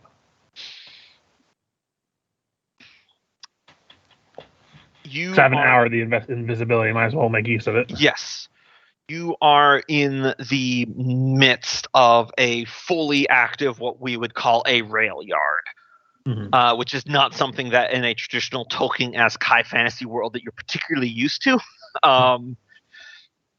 It is absolutely swarming with zombie workers doing grunt manual labor. Their undead nature put to full display as they are working at a steady, constant pace. No need for breaks or sleep or anything like that. Just nothing but nonstop toil. Though, as you press deeper in, you do see that moving between some of the zombies, occasionally doing more detailed sifting. You at first think that they are other dwarven zombies, but there's a kind of unholy glow in their eyes that give a glimmer of sentience. Yep. Tell everybody smart zombies. And you also see, doing something similar, you see kind of gaunt-looking dwarves that his skin has gone pale and their eyes red and their fingers have elongated. You know what a ghoul looks like. Fun stuff. And looking through those that look like they're intelligent and stuff. They all still look like they're dwarves that were turned into undead still. Yeah, there doesn't seem to be anything else. This is all dwarves. And does it look like there might be like a place of residence for the intelligent undead, like where they go when they're not doing something? Nope. Or like where they go to communicate with each other or anything? Nope. At least not down here. You Yeah. do see the mining elevator carrying unprocessed ores and rock up, probably to the next level above you. Up wide chain. The buckets are large enough that you could either like grab onto the chain or just climb into the bucket yourself. And anything that carries that much stone up and down could absolutely support your body weight. Yeah. Is Fergus relaying this information to us? Yeah. Pretty much anything I've been picking up, I would have been relaying to the party. Fergus, are the dwarves wearing like mine clothes, or do they just appear to be wearing like an all assortment of clothes? Like, are they wearing like what would have been standard apparel for back in Dammerhall days, or they look newer clothes, like newer fashions? You don't really see any newer fashions. I'm still riding off that rather high investigation. Some of them are wearing miners' clothes. Other of them are wearing other professions' garbs, like a baker's apron. Some of them look like probably if they were alive, they would have been too old to be doing this kind of manual labor, but they're still working because undeath makes you a little bit more vigorous. Yeah. But it just looks like the population of Dammerhall was killed and then put to work. Gotcha. So looking this over in this place, it looks like there's probably not a whole lot that can be gleamed otherwise. I will return to the party. Mm-hmm. Going back the way I came. And I will just do this now. I had these on the DM layer, little red rings. You're too far away to see them now, but they were marked for me to mark where things are. That now there's no reason why you can't see them. So, continue. Yep. So we did find out where there is something functioning here, and they're utilizing undead. We could try to just burst in through there, but we can also see if we can try to find alternative routes of entry or upwards so we don't alert whatever is controlling these undead. We'll have to deal with them eventually, but whoever's done this to them must be dealt with first. But the longer we take to deal with the ones down here that are just workers, the more likely it is that we can get higher up before everything becomes alerted if there is like a chain of command going on. And I think we should probably look around down here a bit more. If we can find a way up that doesn't have to like scale through giant buckets of rock, it would probably be preferable. Mm. How many zombies did I see? Like ballpark, like hundreds, dozens? Probably not. I would say over 100, but not like 200. Somewhere in between there. Somewhere in like yeah. Definitely a commanding majority are the mindless zombies compared to the intelligent ones. Gotcha. Well, then I would suggest we backtrack a little bit. I want to kind of examine the small tunnel we just passed, but we can also go down and see if it's zombies all the way down and see what's mining and what they are mining. All right, you're in control of your token. I don't really have any other people screaming at me to go any direction otherwise, so I will go up this way. You duck down this narrow tunnel. You can go ahead and keep going. Around here, you start hearing the sound of more work, like you were back there. Would I still be invisible? No, I'd say it's probably passed by now. Okay. So sounds like there's some more workforce over there. I can't sneak in the way I did before. So do we want to progress or do we want to backtrack and save this for another effort? I think we should backtrack. Okay. I think more information, see what options we still have available to us down here. So we head back this way and start heading south. Mm-hmm. Just let me know if I need to stop. All right, stop there for a moment. How the trail. All right. Also, I only have one more use of the ring, so we need to use it sparingly. Mm-hmm. Continue. Okay. Fuck, I'll just go right. All right. Looks like it's mostly just track that we're following. Mm-hmm. Seems we come to an intersection. Continue the way we are going, but also splitting off to the north. Okay, to the center intersection.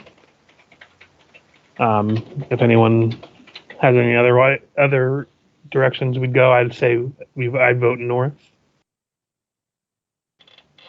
Looks as good to me as anywhere else. Yep, sure.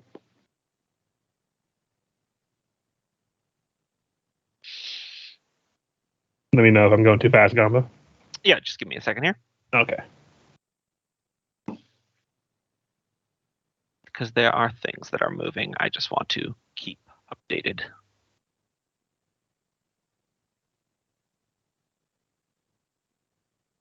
I thought this kind of exploration would be a little change of pace from the grid, from the hexes, everything like that. And also the fact that you don't have to wait for me to reveal stuff.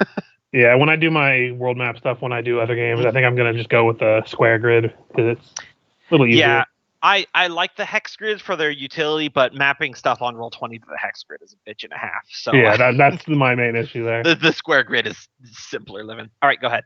Okay. Seeing another splintered path up here. There's a small tunnel. I would guide us down there to see if it also leads to another facility. Mm-hmm. Going right, then north, continuing to here. Do I need to stop while you update? Just a moment. All right, go ahead.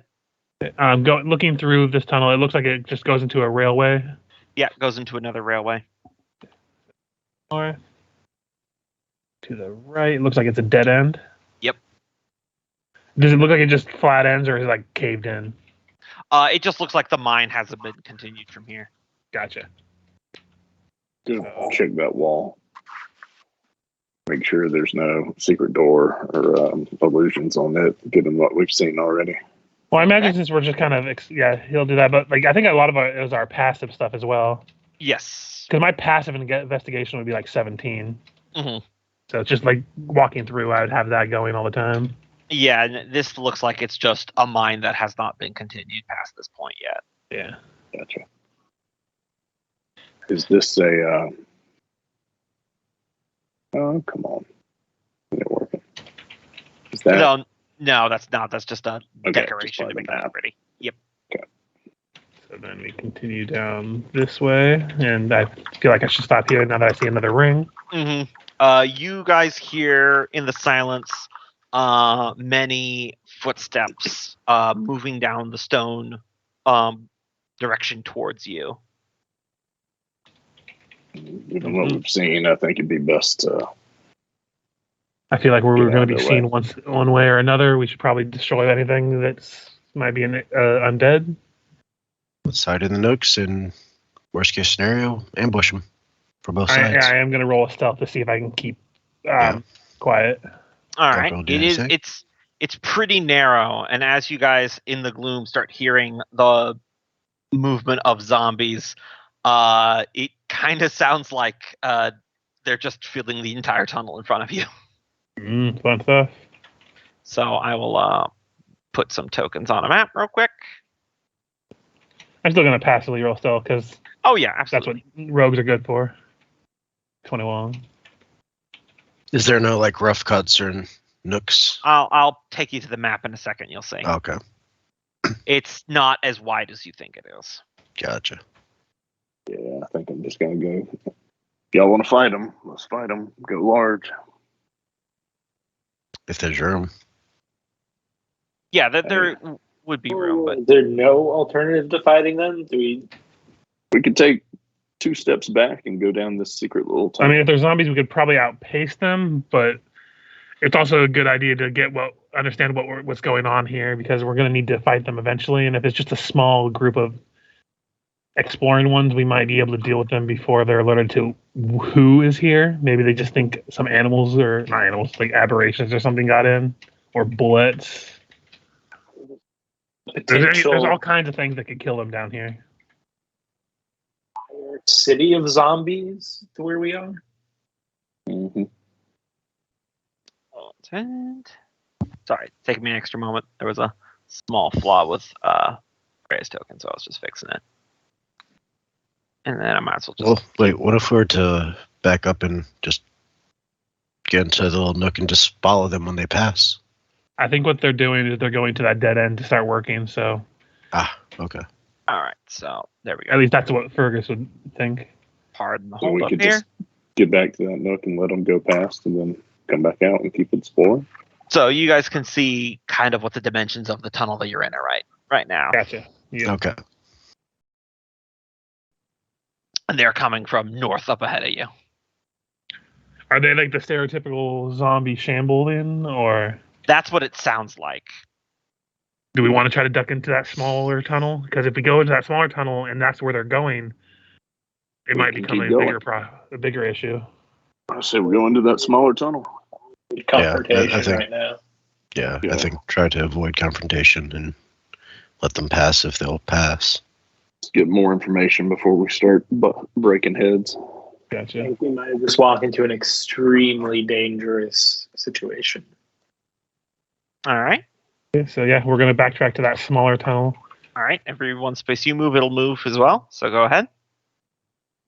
Okay. We're on the combat map, so Oh, that's right. Sorry. I always forget. Yeah, sorry we made you do that. It's fine. It's a generic encounter map. I'll reuse it. yep, I will go to here, which will make them. Keep moving. So we can just.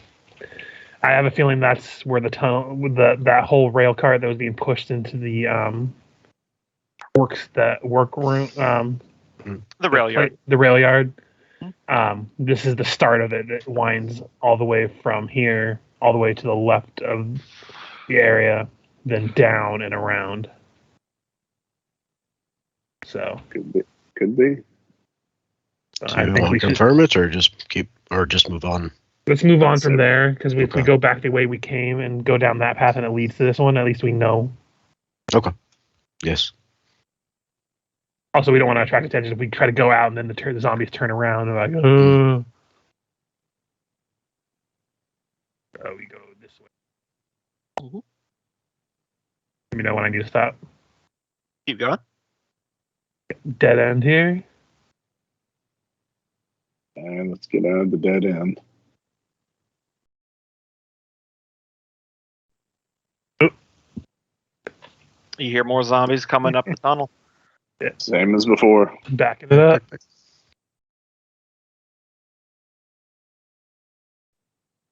They didn't seem to follow you down the skinny tunnel this time. Okay, let's make an effort and then now go south and see if we can avoid them. Yeah. Good.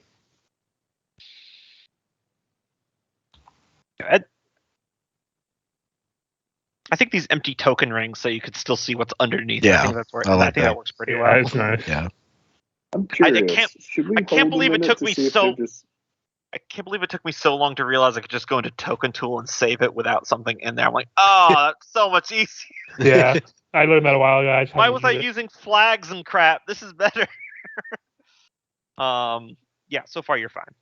I wonder if they're just rambling behind us now, and they're just No, we've met two dead ends and we've seen them heading towards them. It is safe to say that those are the workforce that are mining whatever they need to mine. I haven't even lived in a mine, and I know that. why would they have left? Because they needed to get new tools or replenish the work staff of whatever broken zombies happened. Or just they depleted what current vein that they were working on and now they're moving to a new one. So then we go this way. Seem to see a door, so I'll. You see a large gate that fills the entire tunnel with large adamantine and mithril reinforced doors dwarven statues of Mother Fire flank either side of the door. And it's all carved with iconography of the mountain and the fire below it and everything like that. This is not the sort of brutalist industrial stuff you've seen. This is OG Dammerhall.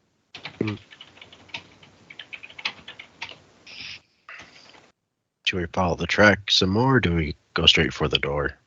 I say we go examine the door. Okay. So get closer to make a better examination of the door. All right. It is a pretty towering sort of gate. Over it, in multiple places you see dwarven runes that say "Heart of the Mountain." Near as you can tell, the gate is at this time very locked and barred, probably from the other side. Though, especially with Ivy's enhanced dark vision, you see small flickers of motion within the towers. It is likely defended. We do have the spyglass still, don't we? Yeah. Mm-hmm. Can I use the spyglass to see if I can get a better look at what's in the tower? See if it's just more zombies? Yeah, perception check. Because it's like arrow slits and shit, so. Just to add extra, I will roll a superiority die with my perception. So that'll make it a 24. All right. You see a few notches where there looks like there's some heavy ballista that are stationed, and in between the arrow slits you see the movement of patrolling undead dwarves that are clad in full, like, dwarven plate mail. Not workers, 1,000% armed soldiers. Gotcha. Got some more sentient undead up there. So let's backtrack for now. At least we know where the most defended point we've seen so far is. While we're checking it out, would I be able to kind of just look around and see if there would be any sort of blind spots that we could, like, hide beneath a wall or in a corner that wouldn't have direct line of sight to the ballista? No, it's a straight shot tunnel. This was designed by dwarves to be defensible. Okay, makes sense. Though I will say, Nolgrim, for some reason standing outside this door gives you a cold tingle up your spine, and that's all I'll say. Yeah, but what doesn't give him a cold tingle at this point? Right. The lava he falls into. Yeah, that's true. I counter it out. That's very fair. It's a very hot tingle. Burning tingle. Nope. This one is different. You hear not the sound of shuffling zombies, but you hear a metallic clunk, clunk of footsteps moving down the corridor. We retreating, guys?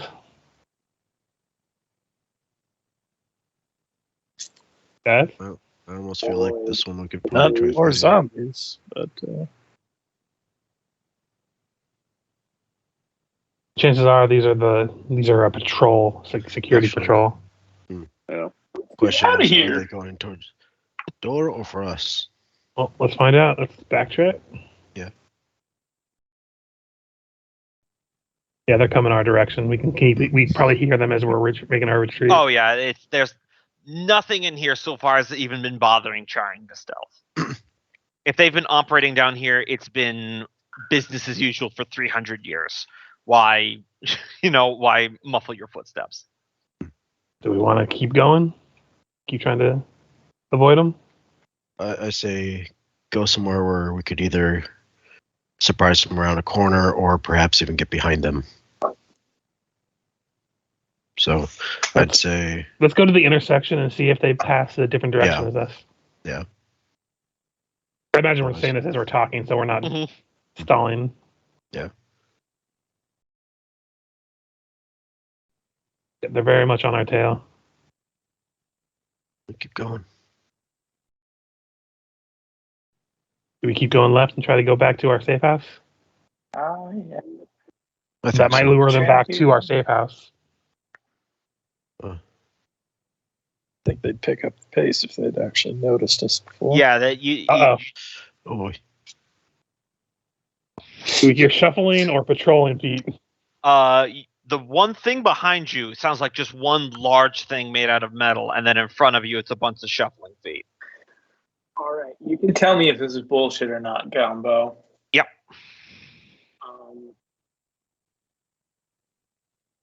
Well, silence is clearly bullshit. Two things I want to try to do. Cast spider climb on 3 people. Okay, I can fly. I believe those are both concentrations, so you can't do both. Correct. Oh yeah, you're right. And remember, you got 9 people that you would need to take care of. And you're in the meat press right now.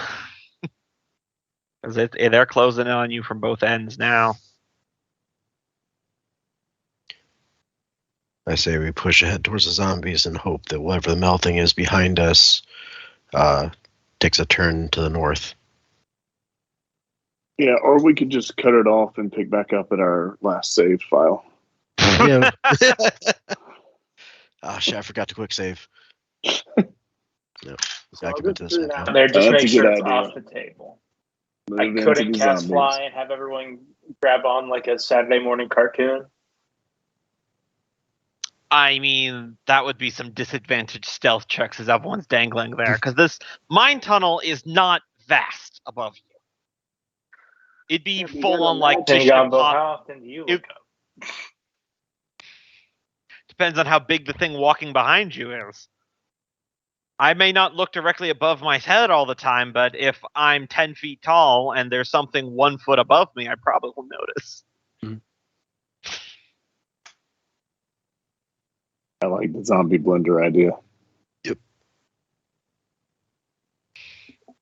All right. Sorry, what's the zombie blender idea again? We go into blend up the zombies and hope that the metal thing behind us goes north.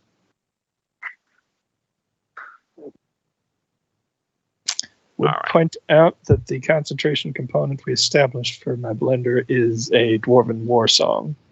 Mm-hmm. So it's going to be loud. Yeah. I mean, well, maybe not resort to loud stuff at first. Oh. Just right away cast Shatter. Right. I mean, I could potentially cause a cave-in, but that's not necessarily a good call. But best zombie imitation voice. Oh, my foot. So you guys gonna engage the zombos? Yep. All right, I'll move you over to the combat map again. Engage the zombies. Some of you can probably just make out the oncoming zombie horde. Mm-hmm. A couple of them look slightly more intelligent, undead. Mm-hmm. Ones I'll bring with up names above their heads. I'll bring up the initiative tracker for you. you said it was 14 temporary hit points we get from you, Fergus? Richard? I was muted, yes. Okay. All right.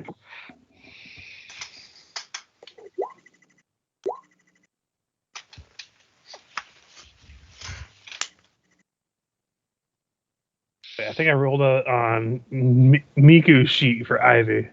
That was my bad. It's okay. It'll only be 1 higher anyway, so. All right, I'll just modify it then. I already did for you. You're good. All right. So, fittingly enough, the zombie horde is up first. Give me a moment while I shuffle many bodies forward. Anything loud yet, guys? I think I actually might have a way to take most of these guys out in a pretty quiet manner. Relatively.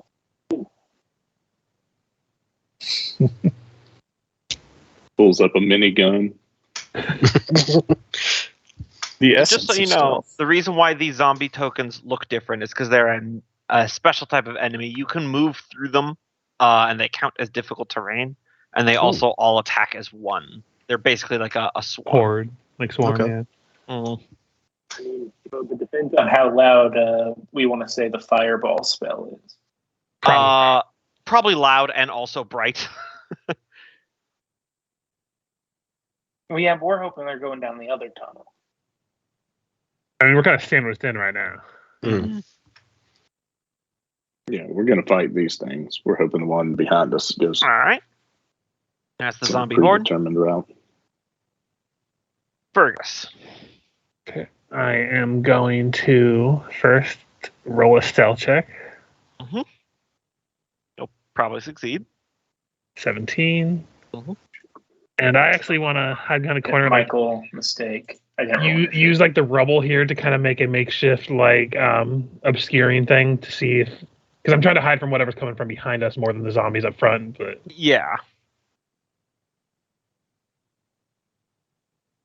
But that will basically be my turn. I will hold an arrow to fire at the thing that's coming from behind us if it takes notice of us. Gotcha. Like if it's just like a mine cart or something weird, I'm not going to fire at it. But Definitely was not a minecart. yeah, I know.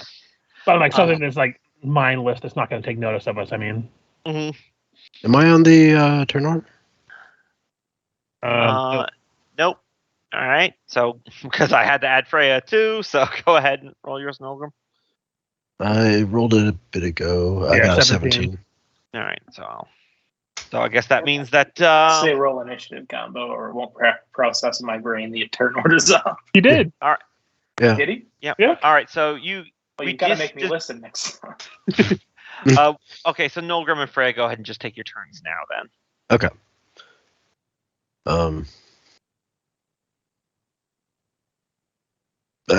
I think back up and let them get a bit closer. Is Nolgrim glowing? No, that's just a reminder for Loki's aura. I can make it Yeah. so only he can see that. Hold on 1 second. There you go. I think Loki should be the only one to see it now. Okay. Can't see it. And I can, so all right. I think Nolgrim will also try to. Well, we talked about. Are we just going to charge in at these guys, or are we waiting for them to ambush? Yeah, we're gonna kill him. Yeah, Fergus just hid because Okay. he can take out Try maybe and get one the at thing a behind us. time. Y'all guys have the boom sticks. Yeah, and I will re-emphasize because you guys can kind of see the size of the horde moving down the tunnel now. They are going to fill the entire mining tunnel. No stealth roll is good enough for there is no space where there is not zombie. Mhm.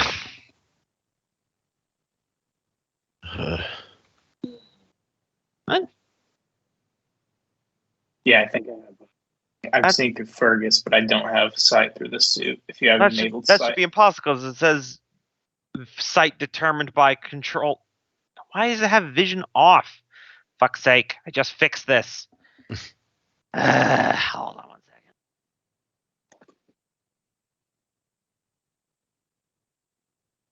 there we go.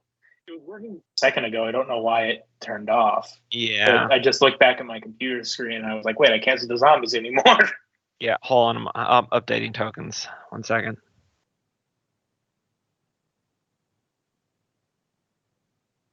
You selected token. Okay. How can you still see? Oh, you probably can see through Ivy. Okay, yeah. Because I was kind of like, you shouldn't be able to see through Fergus. Anyway. I didn't know who it was. I had sight from someone that wasn't my token. Yeah. All right. Nolgrim. Yes, I know what I'm doing. Nolgrim, bold as brass, would walk up and hold up his dwarven pendant that he keeps around his throat, and will channel divinity. Turn undead. They all need to make a will save. All right. What's the range on that? 30 feet. 30 feet? Okay. Wish I'd known you could do that. So I'll roll. Up. Mine's up to destroying CR2 undead. Yeah, but he's a multi-class, I think. 19 ghoul. Also paladins, I think. 15 for the white, and then I will give just 2 for the horde zombies. So I imagine the zombies fail. Probably the ghoul succeeds. The ghoul succeeds, everyone else fails. All right, and they just have to move away from you? Yep. All I right. think don't intelligent ones get to make a save at the end of each turn? Let me check.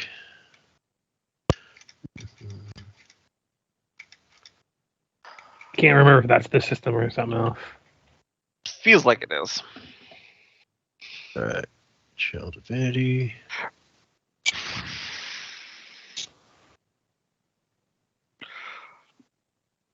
Also, moving forward, I really want 1 you guys minute or until it takes damage.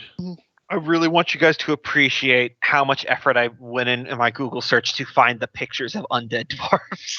Yeah. Mm. Lots of humans. Mm-hmm. You can even find undead goblins better than you can undead dwarves. Mm-hmm. But I'm surprised I actually found quite a bit. So anyway, you channel divinity. Freya, Right. now it's your turn. All right. Wait, So, hold on. Haskell. Hold on. Okay. Okay, Nolgrim's doing more. No, I'm just trying to. He said, "Hold on." So Does turn undead? Is that? I think that's an ability because. it's an action. Right, but I think I might have misread it as being an. Oh, that's under Oath of Devotion. Shoot. Okay, no, I don't have turn undead. Yeah, I thought that was only a cleric thing unless you have certain paladins. Yeah. So, can I back that up? I am so sorry. All right. All right. So in that case, I think I'll go back up into a slightly more defensible position and get behind the cleric. All right. All right. And I'll just Turn ready these an Eldritch. guys. I'll ready an Eldritch Blast if anybody else starts attacking. Okay. Aim my new implement at the ghoul, which essentially casts hex on it. All right. I don't believe there's a save. I just think it's hexed. Yeah. And I'm going to make the save. The what was the one for Wisdom. turn undead? Wisdom. So I have disadvantage on his wisdom save. Got it. I think it's just ability checks, not with saves. No, I'm pretty sure it saves. Ability disadvantage on it. Oh, it does say ability checks, but Yeah. I don't know. Doesn't hurt. Like the saves then. Yeah, it's just ability saves. Or ability check, not That saves. is not as good as I thought it was. I mean, it still does extra damage on a hit. Yeah. All right. Taskell. So With that his whole turn, because that's only a bonus action. Oh, it is? Then go ahead. What else are you going to do, Freya? no, that's an action for this class. Okay. It just says, well, casting time 1 bonus action. Oh, it's because it's a suit ability. Okay. Never mind. Taskell. Guess I'll move up here, kind of form a line with Thrum, and I guess we're holding. I'll prepare an attack if, in the unlikely event something gets close enough. Have the forge hammer out. Mhm. Don't think I'll activate it just yet because glow. Getting red hot means it's going to glow. Yep. Even if these undead probably also have dark vision. So Ghoul's turn. That's actually really bad because it does necrotic damage. I think it actually heals them. No, that's a Pathfinder thing. Yeah. Is it? Some undead are immune to necrotic. Some are not. Some are just resistant to it. Some don't have anything. It's not a negative energy situation. It doesn't heal them. The ghoul is going to move up, but it's still using the shambling zombie horde as cover. Since it was hit by a spell, it's kind of aware of you guys now. But Thrum. Are we attacking these things or hoping they go away?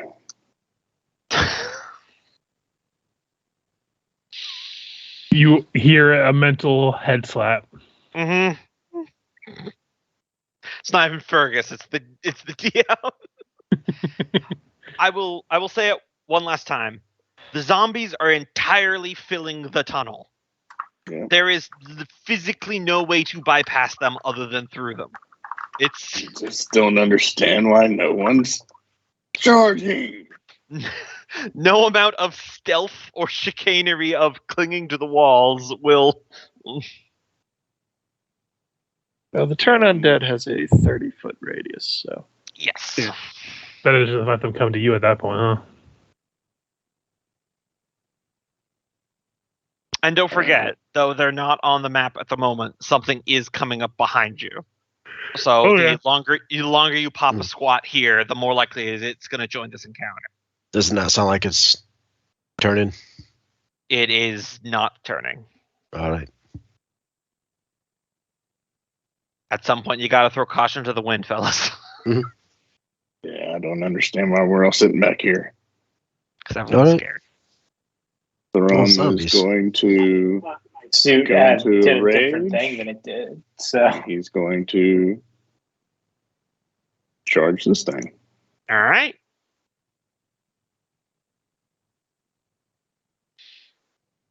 Go ahead and take a shot at the zombie horde. Fergus is like, no, don't stop. What are you doing?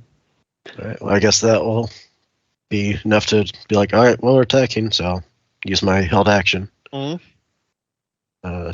Targeting the zombie. Okay, but let's let Thrum's attack resolve first whenever Cope feels like it. Sorry, looking through Nope. everything. No worries. 1, 2. That will hit it.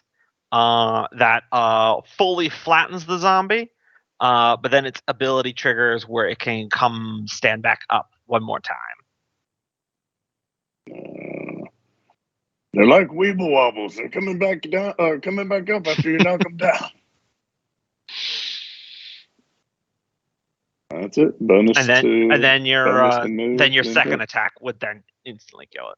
Is each attack individual? So Oh, okay. Yep. That makes it funner. yes. All right, hold on. Do you have any more movement? Yeah, he does have more movement. Close ranks with green guy.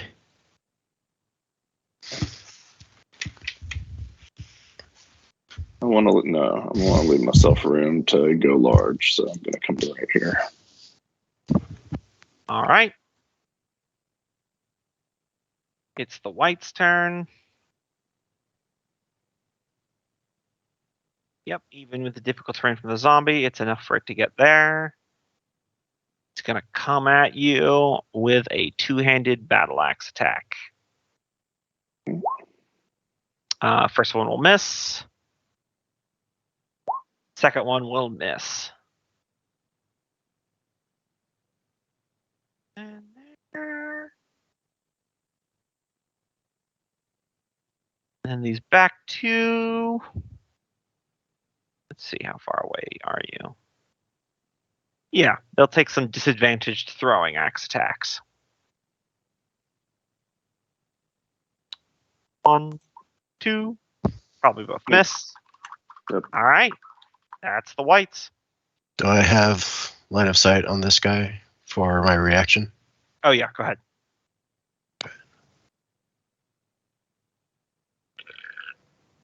That'll hit. And that'll miss. So it takes 11 points of damage. Yeah, I don't think I'll push him away though. I think Thrum likes getting up in it. Mhm. All right. Ivy's turn. A little too far away for throwing knives, I think, because I think they're 30 feet flat. 30 feet. No long range. yeah. So she'll just fire a short bow at the one next to Thrum. All right. Actually, yeah, because you have it. Not really gonna move. I'm gonna do the rogue trick where you sacrifice your movement and bonus action to get advantage on the shot. Hell yeah. Nope. Listen, it's a spooky, scary undead man. Okay, Oh yeah. that's her turn. Elgrim. All right. Up a bit. If I was to, let's try it out. I'll fire Eldritch Blast one at him, Mhm. And when I'm going to try to push him in the way to I want to see if I could kind of cause a pile up a 3-car bit. pile up. Yeah, just cause some. Well, the zombie horde counts as difficult terrain. even Oh, for okay. them. Yeah. Okay. Yeah. Okay. I'll go ahead and. Yeah. Oh, so, first one at the red guy. This one right here. Yeah. Okay, the white. Yep. Gotcha. No, red. All right. And miss. Second one at the green guy. Miss. Okay. The dice gods have betrayed us. Yeah. You had so many lucky rolls last time. God, there's so many lucky rolls. All right. Freya. So you said the zombies are difficult terrain. Yes. It's not these guys, right? No, it's the square ones, not the circular ones. That's why I made the tokens look different, so it was as clear as possible. So are we trying to take them out, or are we just trying to find a way past them? I'm pretty sure it's the same thing regardless. Is it? And take out No at one least the gets a intelligent straight ones. answer. I'm gonna kill them all. Take out the intelligent ones at the least. Okay. I'm going to cast out a fireball. That'll Okay. do it. I'm not going to do. I mean, maybe I'll still get a chance, but I just want to tell you guys. With the new suit upgrade, I leave a track behind me when there's difficult terrain of non-difficult terrain. So I would have been very interested to see how Gombo parsed that out. Yep, I already figured out how it would go. Like you melt the zombies. Or just step on them. All right. So where is this affecting so I know who to roll for? This is going to be the center. Okay. So we got 4 whites, 1 ghoul, and then I gotta do some zombie horde. All right. So first up, 1 white, 2 white, 3 white. 4. 1 succeeds, other 2 fail, and 1 succeeds. Okay. So I'm working away south. Full damage. Half damage. Full damage. And half damage. All the whites look very beat up from that fireball. Let me dex save. Ghoul also fails. So he's just straight dead. And now let me see. Okay. So I'm just gonna do 5 saves for the horde. Do some rounding. Now they have an ability as minions where if they succeed succeeding a save would mean they take half damage, they take no damage instead. But I guarantee you, if they fail, which is very likely, it's just gonna annihilate most of them. Shambling horde. Low dexterity. 3, 4, 5. Okay, so they That's all fail. They all fail. So all their ability triggers where they stand up 1 time after dying. So I will put a red dot on all of these guys. Oh god, they've been crossed with orc blood. It's a abridged version of the zombie ability where they get a Constitution saving throw each time because that would be a fucking nightmare in the situation. So the ability just says they just get 1. They just stand up 1 time, no roll, and then they go down. Doing Necron rules. Yep, you're doing Necron rules. The ability called We'll Be Back.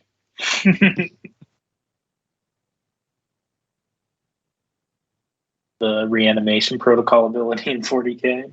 Yep. All right. And is that your turn? Is that your turn? All right. Actually, I might move forward. Sure.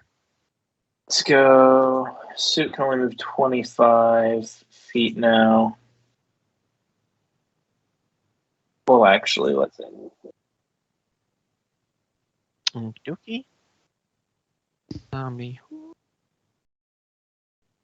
Thunder. They can share spaces.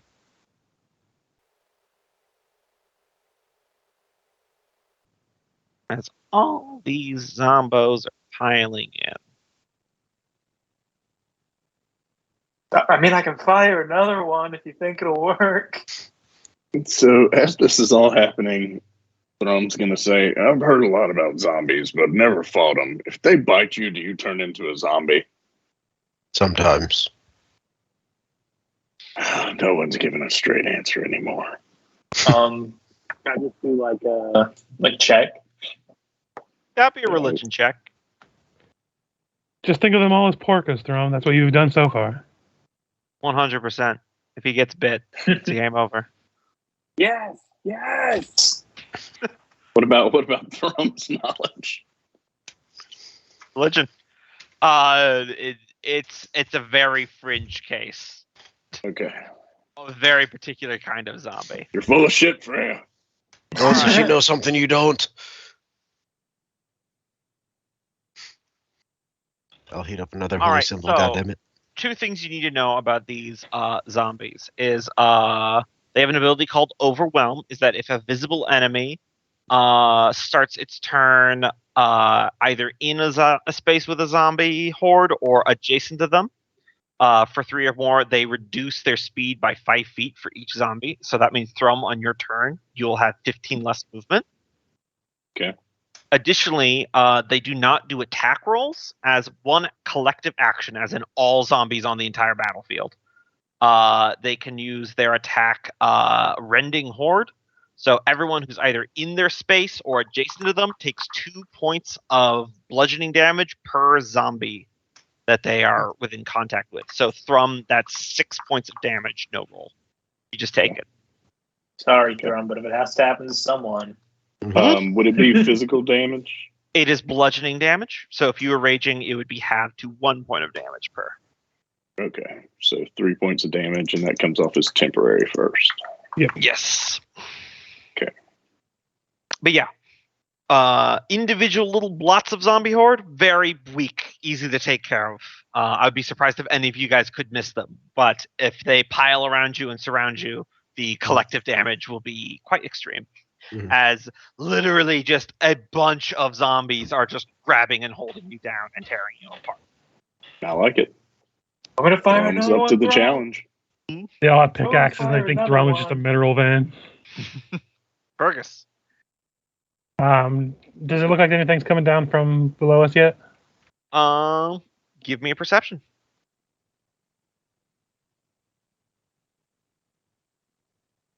It's still heading this way, but you don't know when it's going to get here. Okay. So I'm going to move up to here. Looks like the green one's lost in the sauce. It got exploded by a fireball. The blue did. Okay, I thought that was one of the other ones. So I'll target this guy then. All right. At least the best I can, because there's a lot of things surrounding him. He just has like a +2 AC for cover. Yeah. And Hornbow. Oh yeah, your thing ignores cover anyway. So yeah. Would I still be considered having stealth because I haven't broken it yet? Sure. Okay. I was just asking. 19. Oh yeah, that'll hit. Or not 20, but so that'll be 16 points of damage, and I'll fire again. If he's still up. Normal attack this time. That'll hit. For and dead. Gotcha. And then I'll just make the rest of my movement to get off the tracks in case it matters. Okay. Haskell. Mm-hmm. All right, boys, there's another probably 50 of them above these.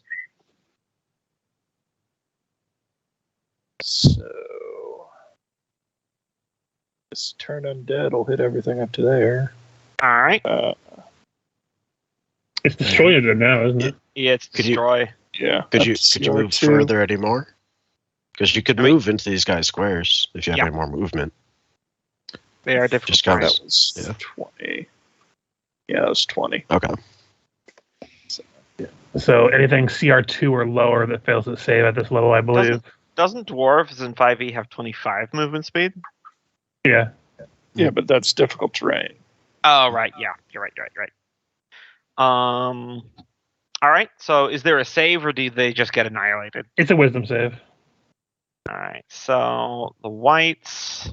It just changes turn undead to destroy undead if they're CR2 or lower at level 11. Gotcha. Because these are all. The whites are actually CR3. So they would just get turned. So they would run away if they fail. All right. What's Starting the DC? Probably whatever my spells are, Yeah, which your is spell. 17. 17. Okay, so the whites fail. And then I will just do 5 rolls for the horde here, because they will just get auto-destroyed. 2, 4, 5. Yep, okay. And just so you know, turn undead is the right kind of damage type, where they don't eat. These ones did have any They'd already been respawns knocked left. out. Yeah, but even if they had that, they still would have gotten destroyed instantly by that. It's the explicit use of the ability. You know, so just annihilate zombies with divine power of Father Mountain. Yep. I only get 2 of them a day, though, so Mhm. can't lean on it too hard. No. All right. Full time.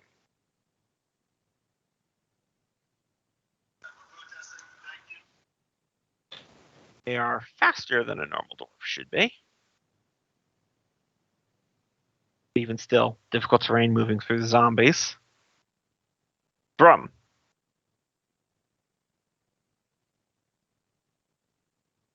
All right, Thrum will bring his raging ass up here.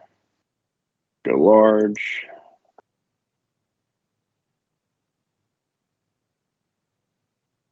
And whack-a-mole this. What is that? That's a ghoul. Green bearded guy. I thought I did a really good job of finding a picture that looked like a dwarf ghoul. Mm-hmm. No, yeah, I think it looks good. And that'll miss. This. That will most certainly hit. 18 damage. Then- Does not like that much. And then whip him with some chains. Does that actually deal that damage? It'll be an opposed athletics, and it will. Yeah, it does. It does damage from his fighting style because of it. Gotcha. I'm pretty sure they just kill it anyway. Yeah, so it's dead. All right. For Thrummy. But he does have reach on these 2 guys if they run away. Gotcha. Alright, so this guy's going to step up to try to battle axe you. He's not one of the turned ones. More accurately, he's going to use his life drain ability and a battle axe. So life drain, miss, battle axe, hit. That'll hit. 10 slashing damage. Mhm. And then the other 2 will move their speed away, so you get an AOO against 1.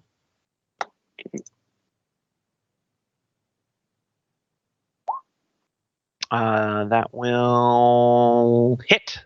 Left or right? Left. All right. That one is no longer turned now. Yep. But that's their turn. Ivy. Moving on up. Making my way downtown. Walking fast. Da-da-da-da-da. I don't know the rest. I'm going to shoot this one. Shoot underneath, between Thrum's legs. He's big enough. He can take it. That'll hit. 20 points of damage. Still stand. Oh, 20 points? Yeah, it's gone then.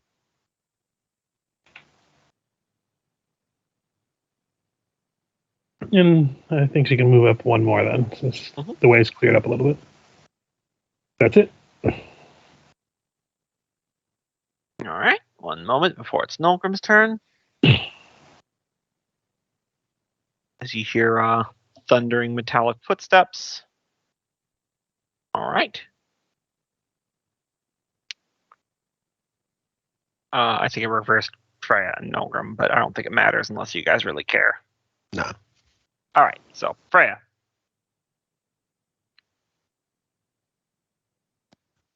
Okay, so suit can only move 25 feet per turn.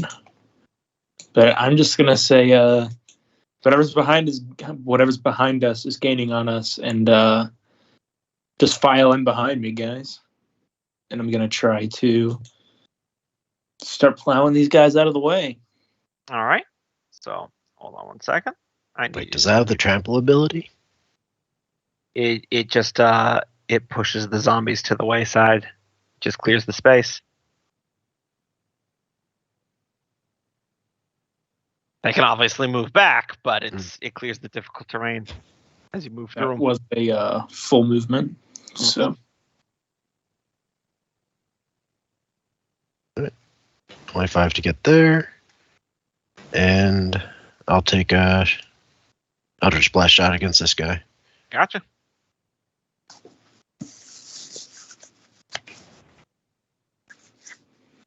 That'll hit. Oh. Go up. I'll shove him back into that corner. Yeah, he's dead either way. I'll with that second okay. one. Alright, that'd be my turn. All right. Zombie horde. This one's going to move into Freya's space. This one's going to move into Freya's space. As they all now descend on Freya.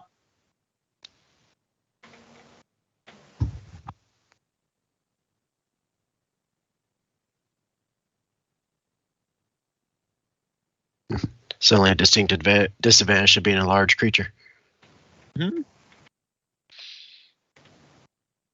So Freya's going to have 0 movement on her next turn because she's, or depending on how many zombies she's adjacent to and on top of. As for the amount of damage, 1, 2, 3. I have 0 movement, even though I have the plow. Oh yeah, you're right. You ignore the difficult terrain, so even with their grasping horde ability, but you do still take. Let's see, there's 12 zombies, 24. so 24 points of damage as all the zombies are clambering over you and trying to rip your suit apart.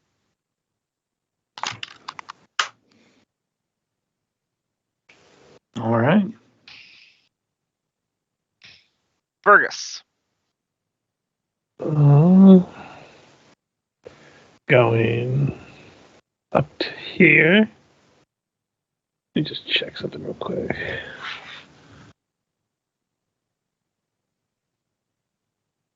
Nah, nothing I can really think of. So I'm just going to fire at. Guy in front of me. Yeah, that's what I'm doing. I'm just making sure that there was still one that was there. So first shot. That'll hit. And that'll kill him. Okay. The other one that's afraid, I guess. I have a bonus action, so I'm going to use Insightful Fighting. So I'm going to use a Deception. They have to roll an Insight or Wisdom check against it, and if they fail, I get a sneak attack on them regardless. Gotcha. They rolled an 11. Yep. So unless I roll a 1. Yep. And I rolled a 2. Mm-hmm. Okay, so it doesn't matter because Freya's adjacent to it, but just in case. And then fire at it because I have one more attack. That'll hit. For 11. Still up, but no longer afraid. Kind of don't want them to run and let people know that we're here, so probably for the best. And that's my turn. All right. Taskell. You know, now I have to double back and kill like 3 other groups of zombies so they don't know it's this tunnel.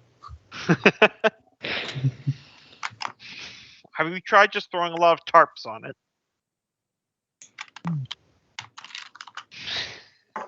as far as I can get it. I just realized this is an entire place full of undead dwarves. We can finally do Nolgrim's Weekend at Bernie's infiltration plan. Hell yeah.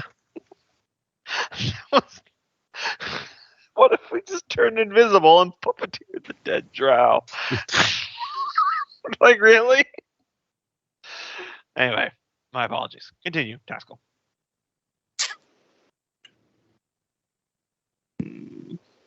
Well, now Freya's in the mix, so flame striking it probably not be good. Mhm. Generally frown upon barbecuing your own daughter.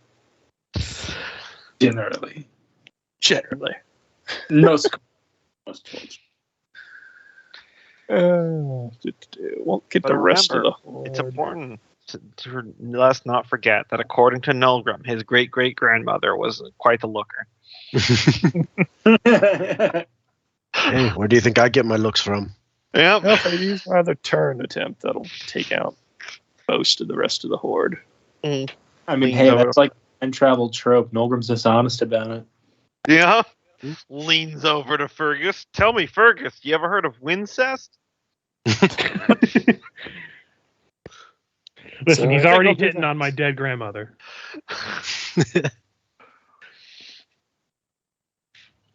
All right. So what you want to do there, Taskell? Guess I'll do the turn undead / destroy undead again. All right. That's my other use for the day. White. Fail. So he's Panooked again. Oh, deep. Cool. That was thunder that shook my entire building. I didn't That's know fun. he was so Canadian to be panooked. I imagine yours is DC 17. Yes, it's 17. Okay, so 1 second. Because literally all these zombies are dead. Just delete them. Well, the two in the back, but all right.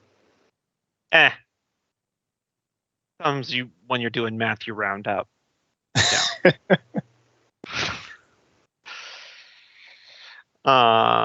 It was a Netflix movie I saw that was interesting, but it had a funny bit where 1960 some NASA scientists were talking to a kid because they needed to do a test launch with him. They said, we need a child to do it because we accidentally made the capsule too small. And the kid says, how did you make the capsule too small? And they said, you do math tests, right? You pretty good? Yeah. Do you get all the questions right on every test? No. They go, well, there you go. Anyway, so Taskell decimated that zombie horde. Woo! Mm-hmm. Did those ones already get back up? The destroy undead automatically takes them. Oh, yeah. That and radiant damage. I feel confident telling you radiant damage. You fought zombies before. Just automatically takes them out. Couple move here. All right, so at least Fergus can see what's coming up behind you guys. If you scroll down. I see it. Sweet mother of God. Not So sure what you- I'm looking at, but You see a 12-foot tall hunched humanoid construct made out of metal, and its back is covered in spikes in which it seems to have impaled several dwarven dead bodies. Yep. Don't know what its stats are like in 5e, but I know what it is in 3rd. Woo, cadaver collectors! Ghoul is dead. The white is running. Freya, you can get an AOL. Of course. Get slain. That'll hit, and that'll kill it. There we are. Are we fighting this thing behind us, or are we trucking? I guess it depends if it looks like it's actively coming at us or it's just following a predetermined path. It just double moved towards you. Yeah. Just cleaning up. Rom, the you initiative. want to fight it? Don't ask Thrum. The answer's always going to be yes. That's why I asked Throm. Destroy Fuck. it. Actually, it's just as he disappears in the water and reappears Where does he even find this water? right here. And it's going to take a swing at this thing. Probably not smart, but let's throw him. That'll miss. All right. And then reach out with his chains, try and grapple it. Okay. And it's a opposed athletics or Shouldn't be an advantage, but it's 21, so it still fails. Yep. So 12 damage and it's grappled. Can't move. Wait. I forgot the rules. It's been a while. Its speed becomes 0. Yeah. Okay.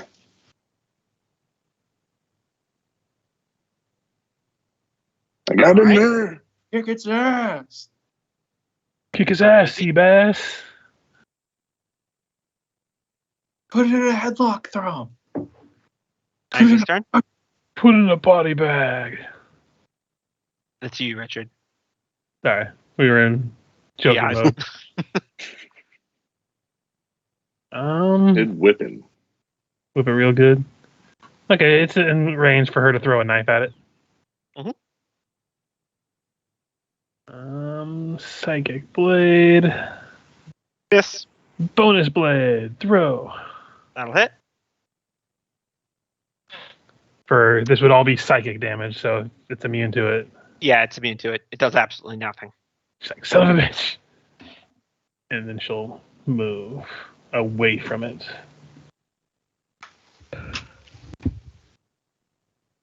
There. That's it? All right. Freya. Okay, I'm going to sacrifice a spell slot, and actually, this is a good time to use it. I'm going to use that Flame Bane Analyzer again and make it have disadvantage on its strength ability checks. Yep, absolutely. Mm-hmm. I think that's right. Grappling. Yes. I've seen people. Technically, you might not even need to burn a spell slot because you had it on before and the thing went down, but you didn't lose concentration on it. So you can just move it to a new target. Oh, yeah, you're right. So, yeah, moving it to that one, and then I'm going to move in a little closer. Mm-hmm. You did take some damage, so you might want to roll concentration. Well, his suit took damage. His suit took damage. Oh. Freya didn't. That's the power of his subclass. That's also, nice. It says in the other section, with this version of the spell, I actually can't lose concentration. Because it's a feature rather than a spell. Okay. So the bug is a feature. Hex. So not all the information up there is correct. For example, I don't need components either. All right. You might have to team up, and I could use Raven Feeblement while you use that, and basically lock him into minimum strength damage. Yep. All right. Not feeling inclined to go too much further. You're just going to take a pair of shots at it with Eldritch Blast. All right. Miss. Miss. All right, maybe you will start to go in a little bit.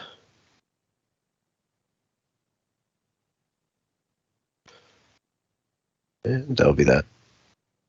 All right. Verkus. Okay, I am going to, as a bonus action, Hunter's Mark the creature. Okay. And then I will begin the shooting. Hit. So that will be 27 points of damage. All right. And then I will fire again. This one will not have sneak attack anymore. 29 again. Hit. For 15. And I will go ahead and action surge and fire 2 more times. Miss. Hit. For 13. All right.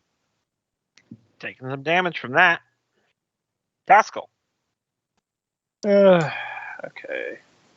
So they've got that thing pretty well in hand. The tool got away or was destroyed? It was destroyed. It was destroyed. I got attack of opportunity. Haven't Yeah, even it used my brand new glowy hammer. Not Guess sure I'll- how tough this thing is. Back here, use a bonus action to their spiritual weapon. All right, that will miss. Okay. Don't really have a standard action, so I guess I'll move up.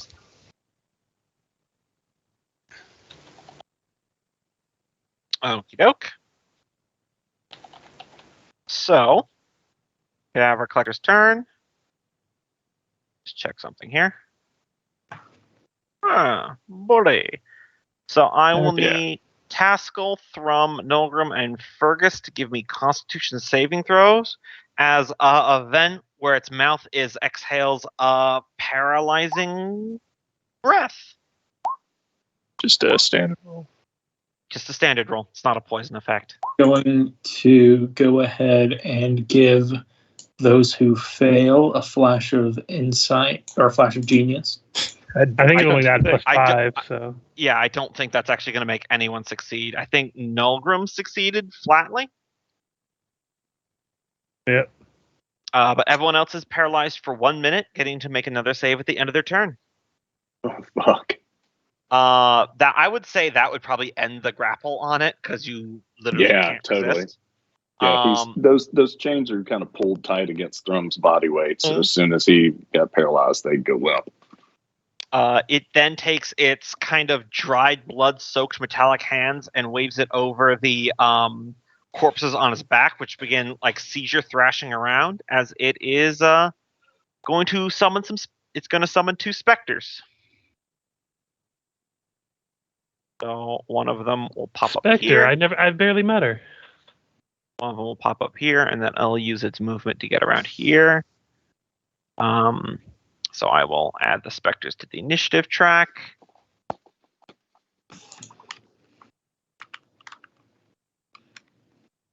You are all so nice to clump up together like that. Thrum, you are paralyzed. It is a tunnel. Yeah. It's a mind. Yeah.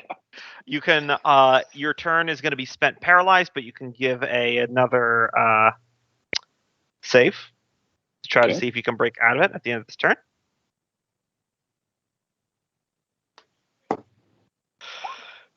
You do. You succeed. Oh. Buttons Crap. on. But that's still the end of your turn. Hmm. Ivy.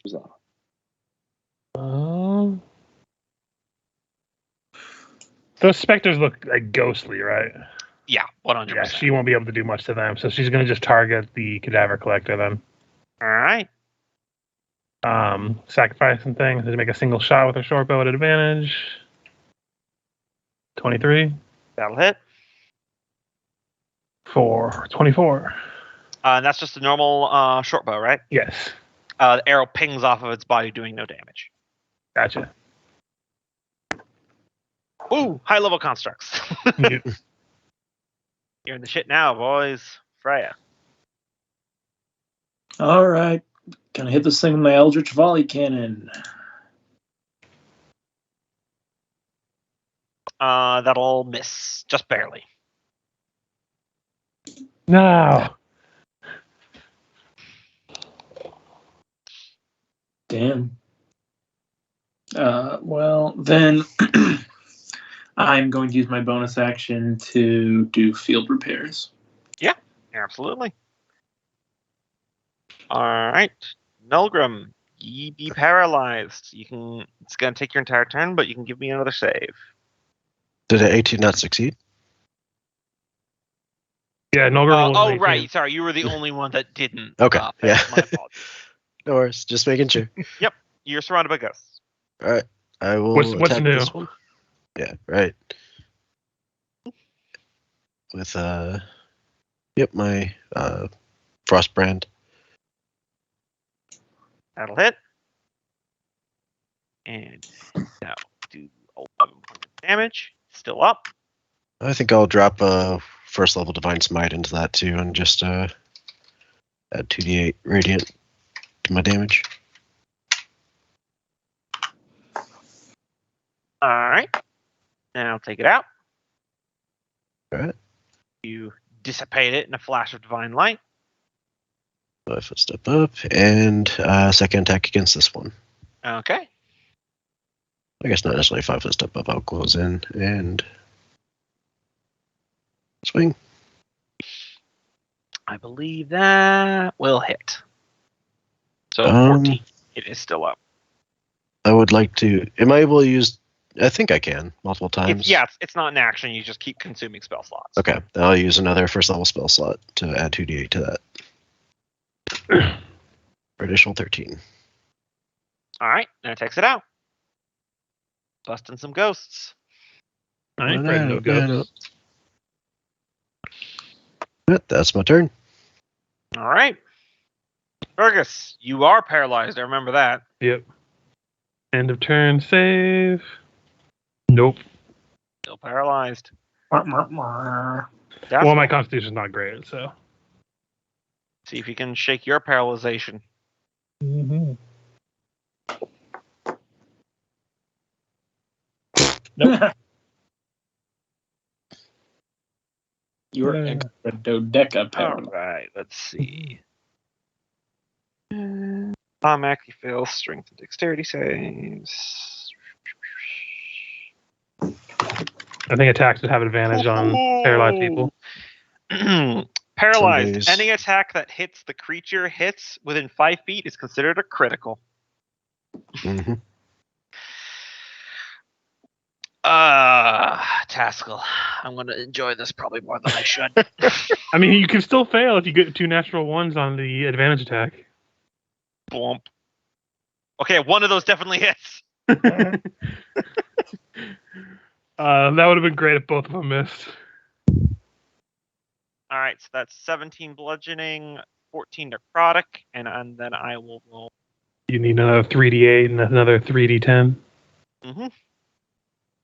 Yeah, hopefully you still have some temporary hit points to eat some of this for you. Yeah, that's 55 total damage. Minus 14, 41 actual damage. If Brum can grab a hold of him again, he shouldn't be able to fight back that well. But that's its turn. Drum. Does this thing look like it has reach? No. All right. Thrum is going to splash into water, come back over here,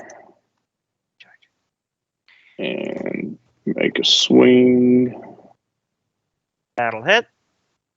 and then try and. And I'm trying to remember, are your unarmed attacks considered magical because you have monk levels, or did you not have that anymore? I do not have monk levels. Okay, so then this attack does no damage. Okay. And then he's going to whip at him with the chain as the bonus action. All right. And I'm that's fairly certain opposed. that will grapple him. Yep. So he's If you grappled. can get out of his reach, he can't come after you. That's what the paralyzing breath is. Without much to do. Could she aid Fergus with a help action for a save? I don't think so. Only if she would have like a reasonable way to explain it, and I can't think of how. Yeah, so she's gonna go up to Freya and just start helping her point her fucking cannon. Yeah. So I forgot that my aura adds +4 to saving throws. It wouldn't have mattered anyway. Yeah, It doesn't matter Low. at this point, but Taskell, just for the future. All right. So yeah, Freya's next attack will have advantage on it. Gotcha. All Considering I right. rolled a 2 and a 1, I don't think 4 would have helped. I did not get my Eldritch Volley cannon.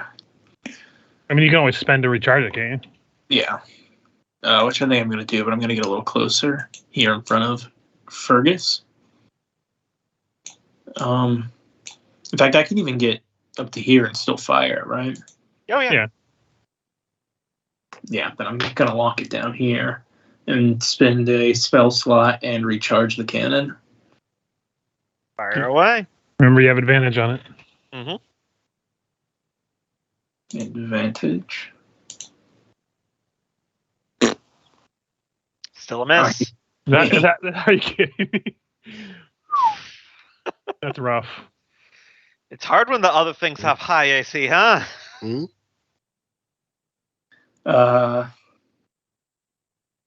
Well, theoretically, I could still move 5 feet forward and just attack it with my axe with a bonus action. Yeah, you can do that. That will hit, and if I remember correctly, your suit makes the axe considered magical at this level, so that will do damage.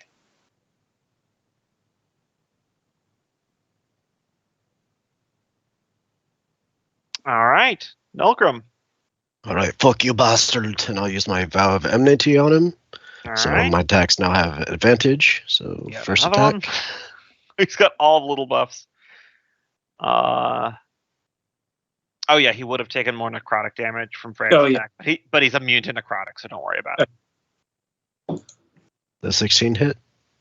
He does not. All right, and second attack. That will 29. hit. All right, and I will pump a third level divine smite and an eldritch smite.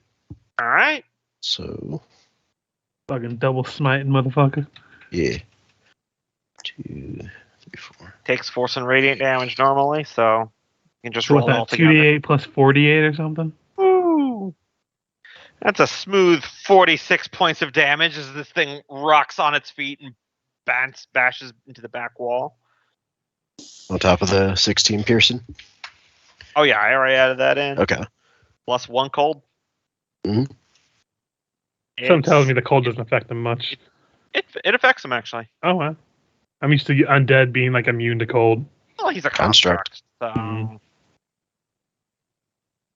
Listen, he has a bunch of bodies on him. He summons specters. Might as well. Mm-hmm.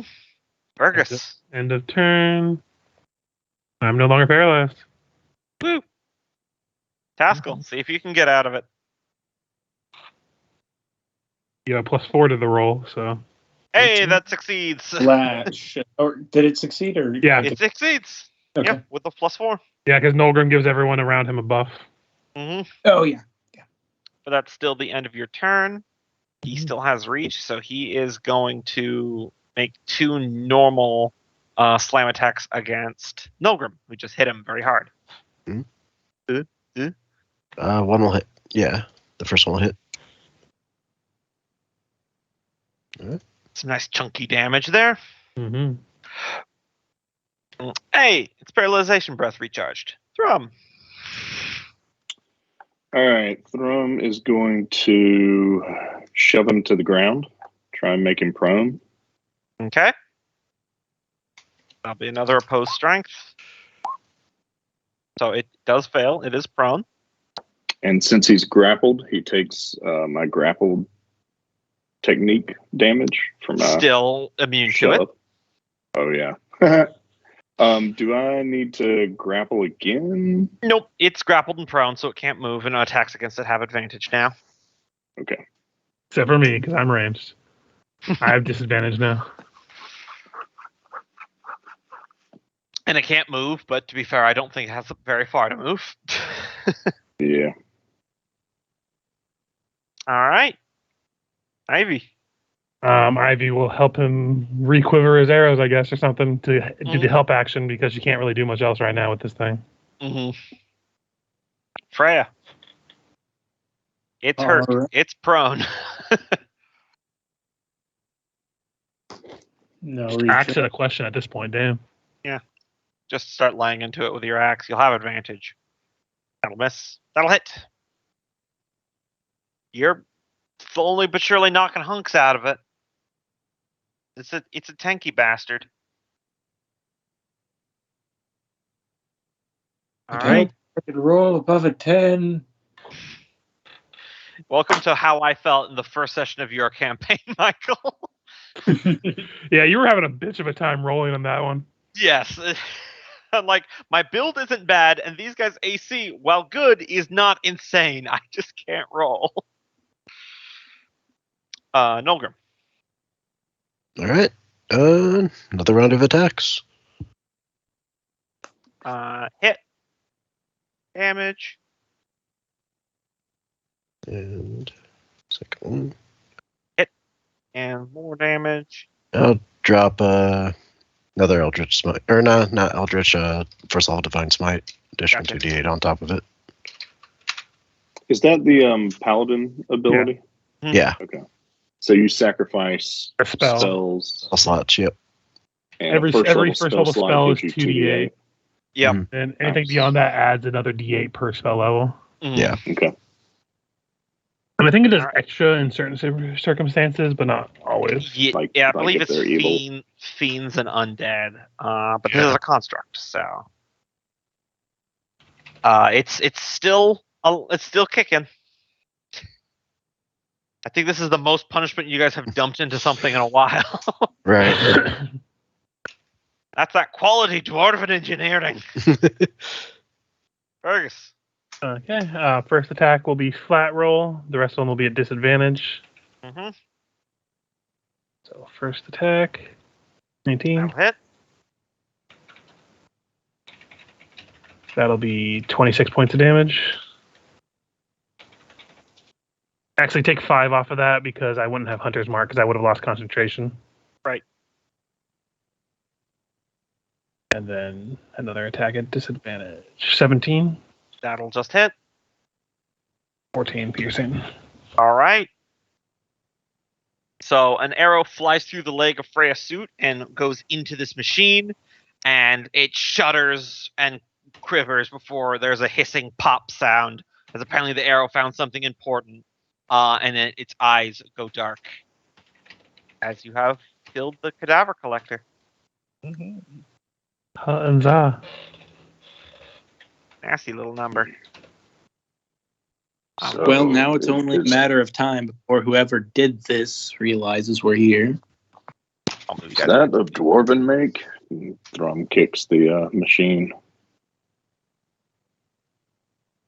Yeah, if someone wants to, they can give either an arcane or a tinker's tools Oh, check. okay. I mean, it is probably dwarven make, but I was going to give you more details. Mm. Yeah, that makes sense that Freya specializes in this. This does look like it is a dwarven construct, but it looks like it's been modified and retrofitted for the purpose of collecting and repairing and then also reanimating dead bodies. The spikes on its back are been hammered on. You that thing, as tanky as it was the maintenance crew. For So undead. they Oh my god. and alive.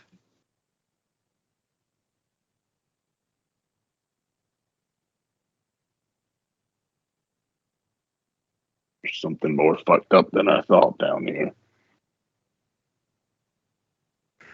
Wait, you thought it was more fucked up? I mean, we're literally surrounded by undead that are working for some nefarious reason.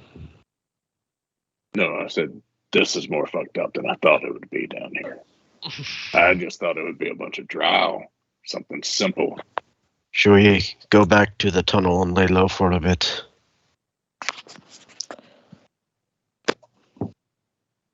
I mean, we can. I mean, we could either do that or we could try to scope out more and see if we can find something else out before they're alerted to something attacking their cadavers. Judging from the amount of undead they've animated, it's unlikely they have any sort of alarm system in place for every single soldier that we took out. So I'm they're more concerned that we took out that cadaver thing. even that thing, they're probably not going to know for at least a little while. So do we Yeah. want to take advantage of that time that we have? Yeah, that's what I was Yeah, saying. I think we better could- use the time. Taskell, can Especially- you heal up or you look pretty rough? I can. Oh wait, no, I don't. I'm not attuned to the flute. I can't do the catnap thing. Here, I've got So- this for you, Taskell. Stein is full too, so Yeah. Yeah, bust out that Stein, yo. Drink Get up. crunked. somebody. And here's some for you too. The dwarven Gotcha. version of getting turned. I've got a poultice. A band-aid. It says band-aid on it. I'll go ahead and cast Armor of Agathis on myself at 2nd level.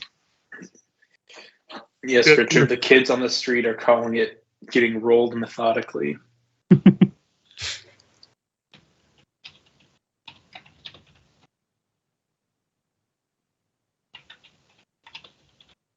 All right. You guys should be back on the big map, right? Yes. Yes. So I was just waiting for everyone to do whatever healings they need to do. Since I don't think we're taking a short rest right now, so. That's a huge 4 for you, Taskell. If he's drinking from the sign, you can go to that. I'm going to go ahead and start moving. Probably go this way. And then move up. Am I good to keep going? Yep.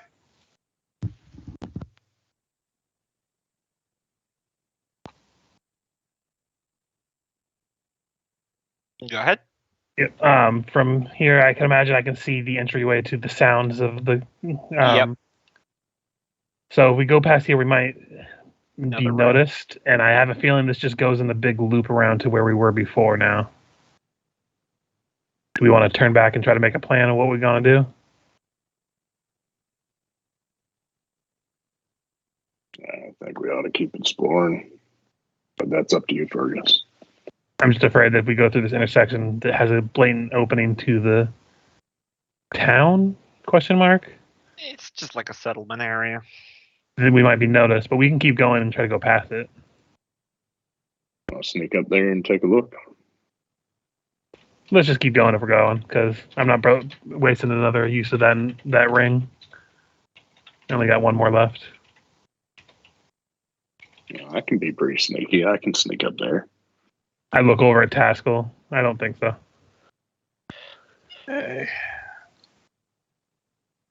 Let's just try to keep as low down as we can, but we either go now or we turn back. Sounds like the mums have it, so I guess we go forward. Don't see anything immediate, though you definitely do hear the sounds of work from in there. You're on Explorer mode, you're kind of aware how they link up. Yep.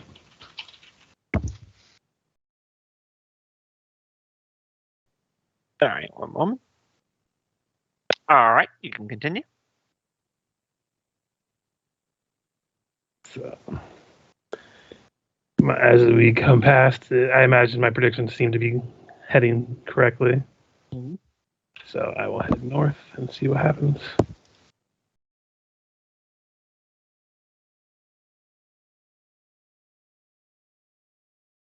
Come to what looks like another settlement thing. Does this one sound like it still has work going?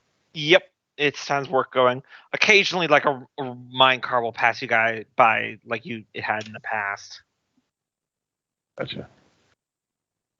From looking at it, I'm going to keep going up. Let me know if I need to stop.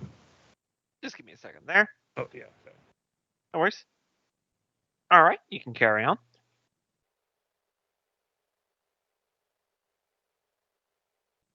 Should I stop now so you can update, or? Yeah, one moment. All right. Carry on. Oops. There's you definitely hear more motion coming down the tunnel from there. Does it sound like the shambling? Yep. Okay, I'm gonna start turning around then. I think this is as good a time as any to see if we can backtrack to the tunnel we came in from. We've done quite a bit of exploration. Mm-hmm. Don't want to get trying not to get sandwiched in again, but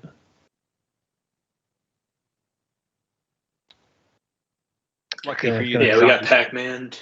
quite unobservant. waka waka waka.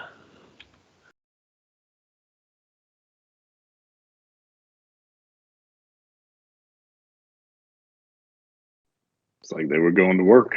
Yep. Must be the night shift. I don't think they have 9 to 5 jobs. I think they have 9 to 9 jobs, and both 9s are the same. Yeah. Could have been the skeleton crew. Ha! Zing. But yeah, I say we return here to at least lick our wounds a little bit. Mm-hmm.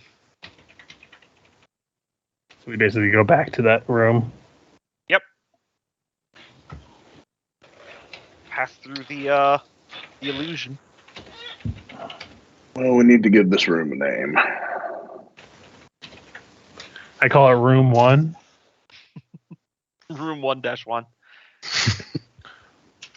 I do you mean, call it technically that? this is before, so wouldn't it be 4-1? I was doing a Super Mario thing. I know. But I'm saying this is the fourth book, so fourth world. Call it 4-1 because it says room 4-1 here on the door. Room 420. What is What is it? That's tomorrow. I am well aware. I All right. might have to go to the smoke shop tomorrow, so I imagine it's going to be packed. So Yeah. you guys make it back to the little room that you were in before. Mm-hmm. It's going to be interesting as you get deeper into exploring Dammerhall, because running back here for a rest will not be as easy going forward because it's a much vaster distance. Oh, yeah. No, this is just a temporary thing until we can figure out how we want to progress. Mm-hmm. So, Yeah. we Think have of this as a Boar Stash 1. God, another one that you'll never return to. that food is rotten by now. It is destroyed. It was realistic, though. We couldn't It's carry been it a all. year. Like, I don't think It's we're in preserved it jerky that well. mode. So at the moment, seems You like don't know we we're found not going to some, go back. You don't know that. Best case scenario, we'll find some new mushrooms. So, our predecessors left an amazing helmet in like a room of requirement for us to stumble across in their We left some old hive hole. jerky. Us, on the other hand, oh, we found a dwarf hideout. What a, Oh, God. Centuries old meat. Wait, why is there written strangely in common in this place? Oh, just small writing that says "fuck you" on the bottom of this hole that's been dug. So, But no, so as far as I can tell, we have at least 3 different workstations that have pulley systems that are pulling. they are sending Buckets. stuff up. They're sending stuff up. If we wanted to try to go through those, we also have a gateway that's guarded by stronger things that we could try to find a way into, but that presents its own problems. And if we go up the way of the bucket, I don't think we're gonna have any sense of stealth at that point. You do know that the most of the city, as well as the palace, and of course the surface, will be up. Yeah. But I imagine the gate that we found would probably lead up. And Okay, all I kinda those like buckets are pulling up. kind of like the bucket idea. It's possibly the path of least resistance compared to bars and. I mean, you say that, but I Did you saw say hundreds ballista? of undead, and that's Like 800, and 800. It's still and 800. in that tunnel fight, you killed like 35. So, like, True. qualify it. Well, what do you think, Fergus? Well, I'm just bringing up the pros and cons of it. We're gonna alert a lot of things, and who's to say that there isn't something there that's smart enough to alert whatever is above? Maybe they have some bells they can ring if there's intruders with the ones that are intelligent. I feel, at least from what we've seen so far, the buckets are less likely to draw attention than storming a bastion. This is true. We didn't explore every nook and cranny of this place, but from what I can tell, we're not going to find much more of like an entrance other than the buckets or that gateway. Mhm. So my vote is the buckets, regardless of cons or pros, because getting through that gateway, we're going to have to get in there somehow and then somehow get it open for the rest of the people who can't sneak in. Mhm. And then who knows if we're going to have agree with time Fergus. or energy to do that while we're fighting for our lives. I think the buckets are the way to go. Especially if the only thing standing between us and them is a bunch of undead like what wanders the halls. Yeah, and I think I feel like I asked this like every session, but I know we don't have anyone who can do any kind of illusions to make us blend in with the stone, so we can like hitch a ride on one of those trolleys that are being unloaded. Afraid not. Look at Olgrim. What kind of wizard are you? I'm not that kind of wizard. Yeah, and unfortunately, Ignis is the blasty kind of sorcerer. Yeah. If you need crowd control spells, she's got you covered. I mean, right now we could probably use crowd control. Oh yeah, she can just come in and we can start blasting. Fireball, Because Ivy was Scorching pretty Ray, limited that fight. Burning Hands. I think we need crowd control for this lower level. Most subtle way of telling us stop using Ivy. Yeah. Well, I knew after that first one where like there was nothing she could really do after a certain point, but she was already on the map. I was actually gonna bring Miku that fight, but since Ivy was already there, I was like, I'll just use her. Listen, I just assume you guys usually use Ivy because you always use Ivy. Yeah. And we were being sneaky, so it would make sense that we would be. Yeah. So, I would say if we go through the trolley system, the one, not trolley system, the fucking bucket system. The closest one, haven't seen fully. I have explored enough of the central one that we saw, the first one we saw, to assume that I can get us there quickly. The question is if are we going to want to try to deal with everything that's on the lower level first and then get the bucket, or just make a beeline for the buckets as they're getting ready to be raised. Do we want to try to fight it out and eliminate what's down here first? I think if we can't get there quietly and undetected, then I think we'd have to wipe out any that may be present before we go up, just in case they have a means of stopping the mechanism from down here. Gotcha.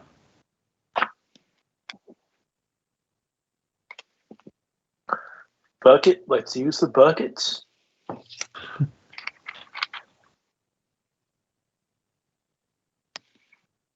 So are you guys short resting, long resting? What you doing? And if we're going to do this, I say we just take a long rest here. Yeah. I will say, can I go back out of the doorway and down the pathway a little bit and see if I can use like survival to kind of like cover any tracks that we might have made? Sure.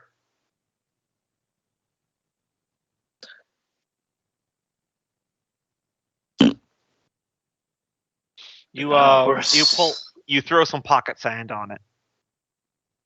If we're doing a long rest, you don't need to use hit dice, by the way. Oh, Yeah. right. Forgot. Well, why don't you get Thrum to do that, Fergus? I think it looks fine. You see that I made more footprints. You put down sand. So Fergus, there are I'm just actually gonna- footprints in the set. It was sheer stone before, Fergus. I'm gonna cover up where you wrote "No one went this way," and I'm going to write "We went that way." Race B war. I look at it and then look back at Freya. Okay, I see what you mean. If I did fucked up this bad, yeah, that's on me. Zombie union now. Close to eating regular food again. I can taste it. I need a beer. Gotta charge the ring back for this long rest. Alcohol's the doing one thing watches that's and all that. big down here.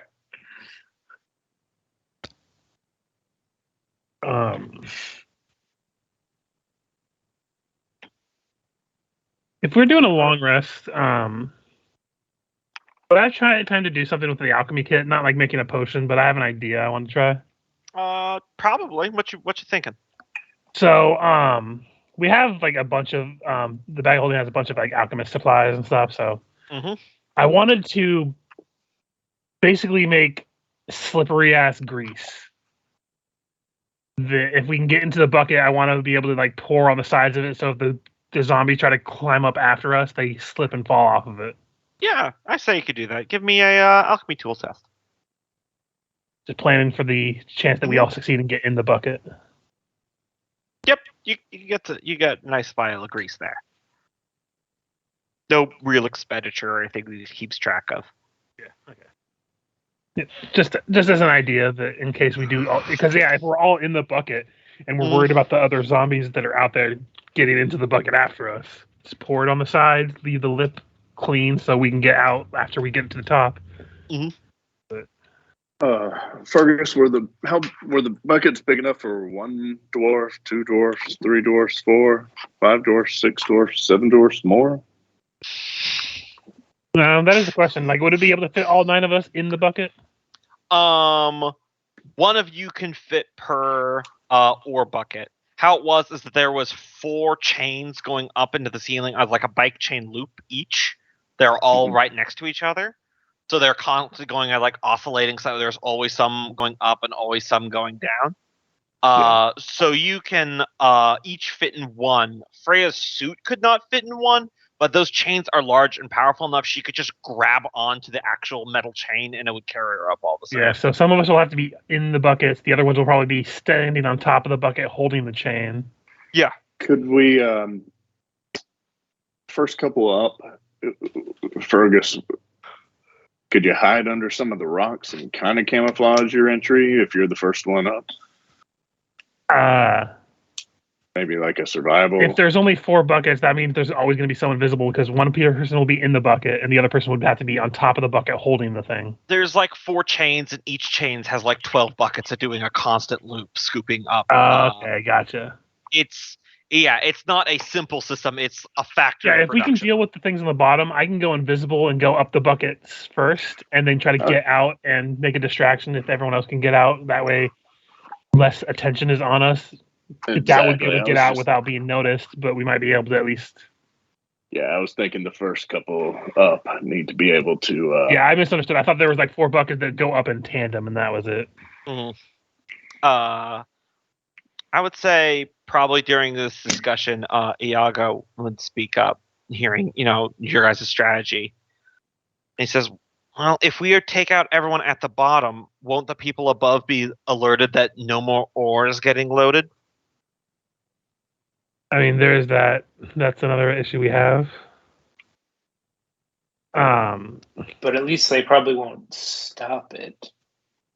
Well, they might, but there's also the question is, if we deal with the ones that are intelligent, are the ones that are dumb enough to just be constantly unloading this rock, would they stop to fight us? Or would their whatever pre-programming they have in their brain just make them continue working?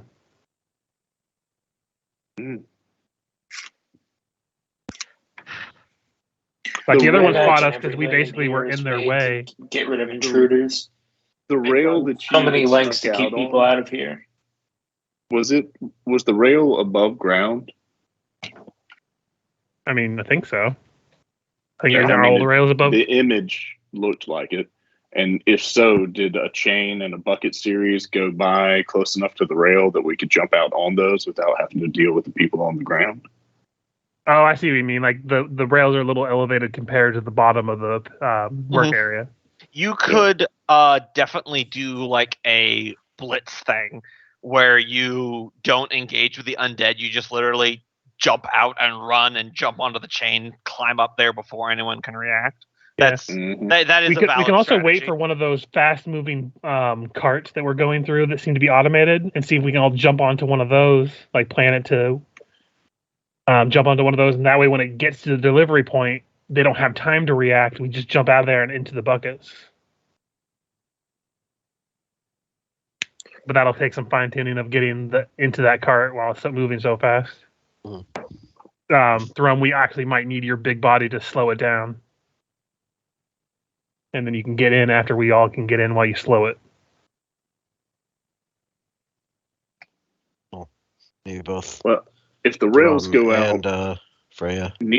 If the rails go out near the chains to where we could get on that way, like Gombo said, I would rather avoid riding a cart right into the unload spot.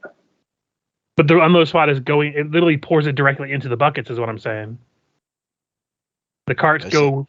They whisked in, and they were tipping buckets. So They are typically yeah, to like is it metal automated? strains, which then dump it into, which then like separate it, put it into piles, and then the bucket scoop it. The minecarts are really close to the chains, so you could jump off the tracks onto the chains, but you can't just like slip and slide with the ore Gotcha. Yeah. so I because think there's Fergus- zombies shoveling and shit. But I'm saying that's why we get into that cart, because we might be able to get into the center of the or near the chains without them noticing, because we're in the cart. By the time they see us, they don't have time to react while we're getting up and into the chain. But and During also during your infiltration there, Fergus, there's no like minecart inspection, and there's Yeah. no standing sentries. Like this has been going smoothly for a very long time. There's currently not any internal guards. Well, that's why I was saying we get into the cart, because then they don't see us just walking in. They don't and, get alerted yeah, as fast. I completely agree with the cart. Get up to the chain, and if we start to get closed in upon, well, hopefully we're at the heart of it, so that Taskel can go ahead and give another one of those, turn the dead away, or just destroy them outright and give us a easier way up. Yeah. That was my idea. Is we can get into the cart, and then it continues its automated progress to the location. Maybe They might not as even one. see us get to the chain. They might, if they do see us, they might see us by the time we're like already up past where they can reach. Depends on if they dump into the buckets or they dump into a pile that zombies shovel into the buckets. Well, I think Gombo said that they dump it into a pile, and then the buckets just scoop out of the pile. As well as they're into it, but if you jump out of the cart, you can just grab onto the chain directly. Yeah. As far as So there is no slowing down middleman or just stopping shoveling it, into the buckets. as far I as slowing it didn't down, do a or completely perfect understanding of how factories work. It's all Okay. good. I mean, Fergus wouldn't know anyway. Yeah. So I think we'll need to slow down the carts a bit because they seem Yeah, to well, fly that's what I'm right saying. by. Like Thrum goes large in front of the cart when we can hear it coming. Well, Blocks it and gets it. We can all get in it as he has it slowed down, and then he goes small, jumps into the cart with us, and it continues. I think I'd feel safer if Freya and Thrum worked together and kind of like had a chain on either side of the track. So, they're not going to get steamrolled necessarily. But I'm pretty sure if we put a chain in the middle of the thing, if it's going fast enough, it's just going to snap the chain. Whatever, a steamroller. Yeah, well, if it snaps the chain, what's it going to do to a Thrum? I don't know. Well, he does have an ability that means what that are he you can't be worried pushed about? back. Yeah. We can't Okay. use a chain because that I doesn't stand have the corrected. surface area. Thrum, in his Bodies. giant form, explicitly has the ability where he cannot be pushed back against this. Yeah, so Oh. we put Thrum, and just on the precaution, Freya can be behind it, just holding the shoulders. I will tell you, he will absolutely take damage, but he will not Yeah. be pushed back. From stop the card. Listen, he takes a little bit of damage. Do this, He drinks from the stein. We're all good. We're good. We're golden. We're Gucci. Maneuver. It seems Fergus's. Yeah, let's do it. Listen, this is not me getting my frustrations out on Thrum by making him stop the cart. This is completely valid and sound idea. Don't worry, I'll be there to help patch any wounds you may develop from getting hit by a car. It's called dwarven gangrene. It's vicious. I don't know why I had to have dwarven added to the end of gangrene, but there you go. So this is your plan, Fergus? I mean, it's the best idea I have, unless anyone can come up with better. But if we can get the cart's going to get there faster than we can just go by foot, so we'll be able to get right to the chains before they might even notice us, because they're probably not even looking at the carts when they come in. So this is what you want to do. Why do you keep asking that? Do you have a better plan? I'm feeling self-conscious and called out here. I don't know why. I'll do whatever you want me to do. Now I feel the passive-aggressive hit, and no wonder you have so many ex-wives. Thrum, do a Constitution saving throw to avoid throwing up in your mouth a little bit. No, this is what happened after he came out. He had the constant dream that whatever Fergus decided was the right thing. I'm just giving you crap. And he throws up in his mouth. Yeah.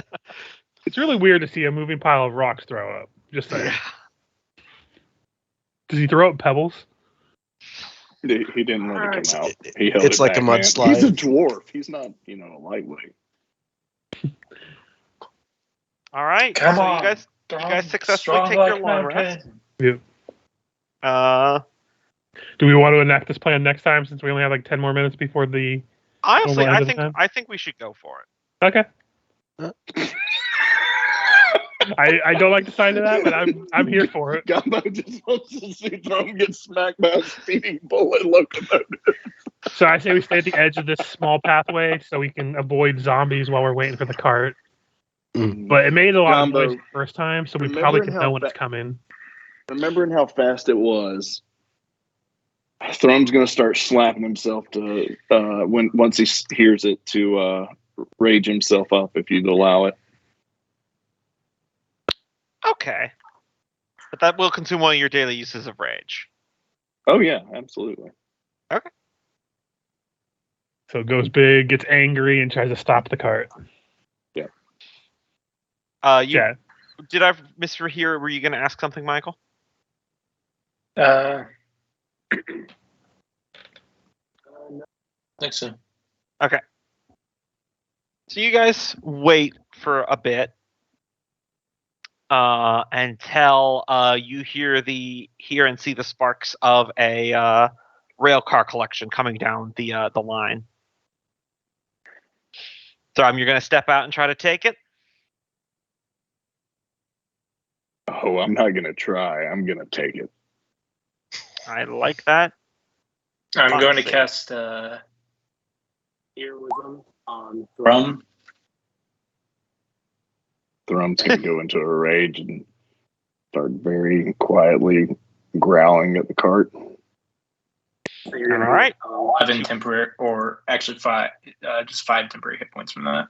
It hits you full force, no saving throw because you're trying to hit it with your body. Oh, You have temporary Wow. hit points without I heroism. So I'm rolled not sure if low. heroism will do. Yeah, 37 heroism points. won't affect. 37 points of bludgeoning damage. all right. As it- Halved. Halved. I rolled low. You got lucky. So most of the 7, temporary hit points I give you each rest Yeah. eats most of that. So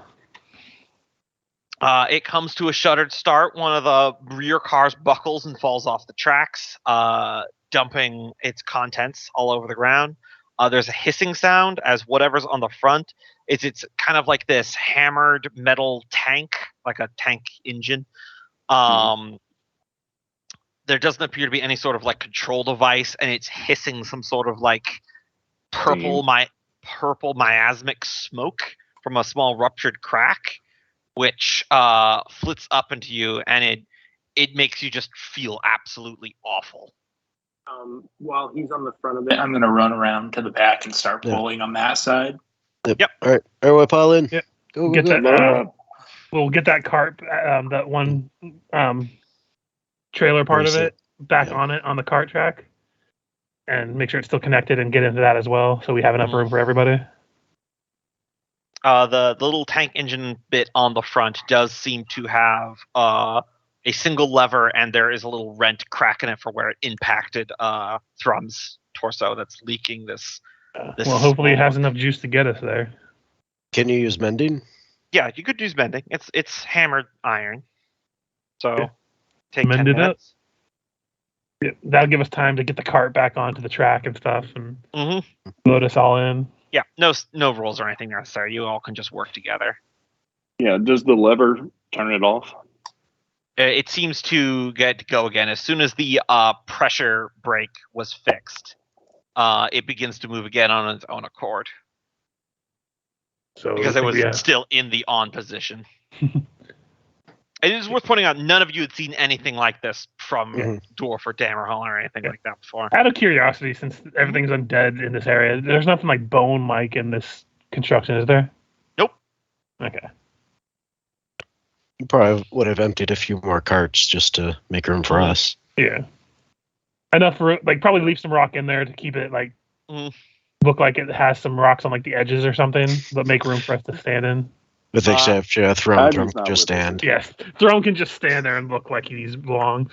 As you guys are emptying, I was going to suggest that earlier. it's not just junk rock. You do see some iron ore, but you also see the clear silver glint of mithril ore. it was well known that Dammerhall has vast deposits of mithril underneath. Oh, yeah. That's what they're here for. They're trying to take our mithril. Trying to. I think they've been doing it for a while now. Not anymore. Make the purple engine go. All right. I will take control of your token for a moment, as it is going to continue along its path. Whatever mechanism it uses to know which rail it's going down, you are not aware of. What? Yeah, they might not take us the right path. We'll find out. So it goes up here. It goes to here. Oh, it should have turned over there. And it goes to here. It goes to here, past these zombies, which automatically go to the side. Goes up to here. Goes up to here. Oh, you're moving the zombies down. Oh, I think. I'm moving the zombies, aren't I? And the zombies just GT'd us. Goes up here. We're going too fast. And you enter a larger town portion beneath a particularly sizable rail yard, overrun with zombie workers. And you reach your destination as the brakes automatically engage with screeching sparks. And you have a window of opportunity to try to do an acrobatics or athletics checks to jump out to the chains, to grab onto them, to get in the ore buckets. Maybe we should have both of these. Can I have a chance to, as the brakes start engaged, can I cast Bless? Sure, I'll give you guys one spell. Right. Why don't you teleport what's his face up to a chain? Points at Taskell. Lot more noise. Yeah, he doesn't I'll have cast. I kind of teleport. I'll cast Bane or Bless on myself. We'll do Freya and we'll do Taskell. So D4 to your roll. I will probably need it. Come on board, come on board. No. Oh, nice.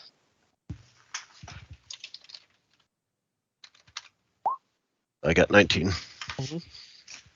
Just need Freya.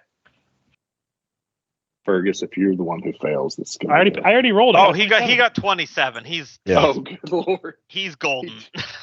Would it be acceptable for me to just Yeah, you can just do that. Yeah. So everyone leaps on. I would say probably if Fergus and Thrum want to, they're high enough they could just go directly into an ore bucket and just be it. You know, it's swish. You know, basketball. You're in. Mhm.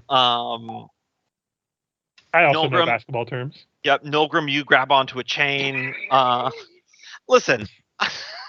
No, I joking. Like that's about as much of basketball terms as I know in real life.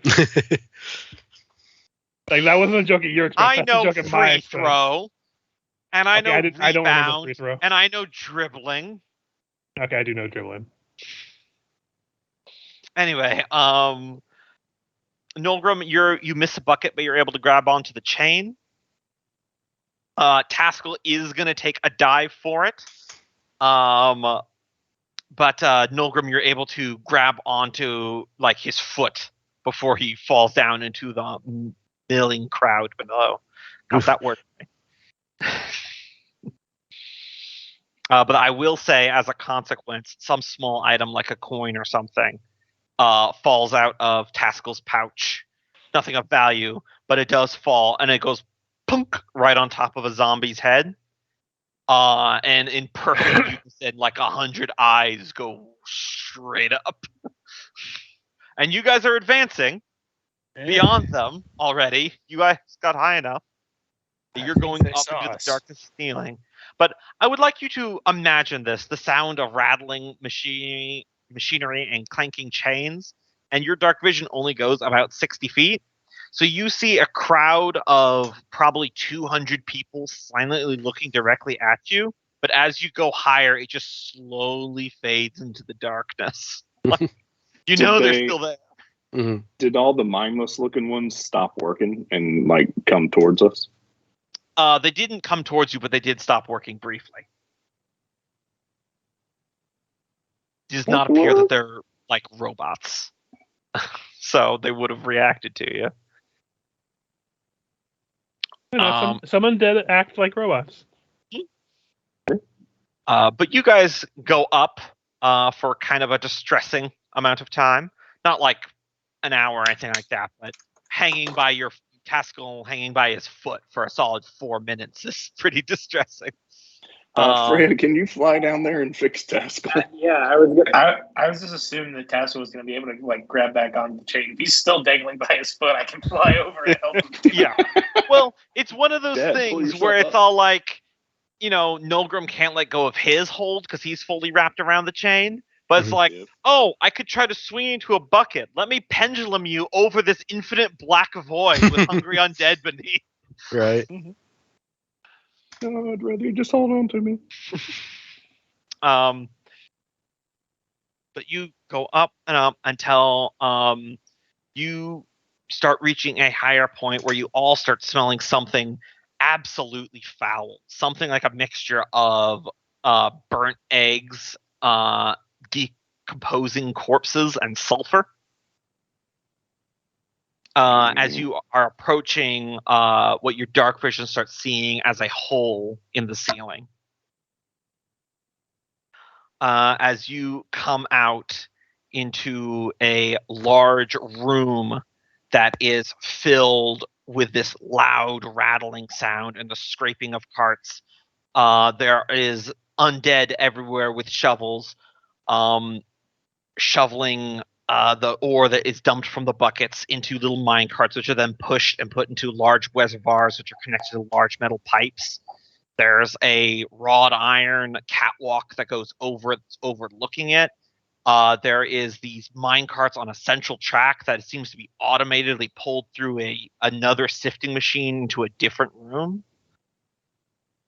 And for everyone, probably for Fergus, this is kind of disgusting. Dwarves take a lot of pride in craftsmanship and putting like a personal touch on the thing.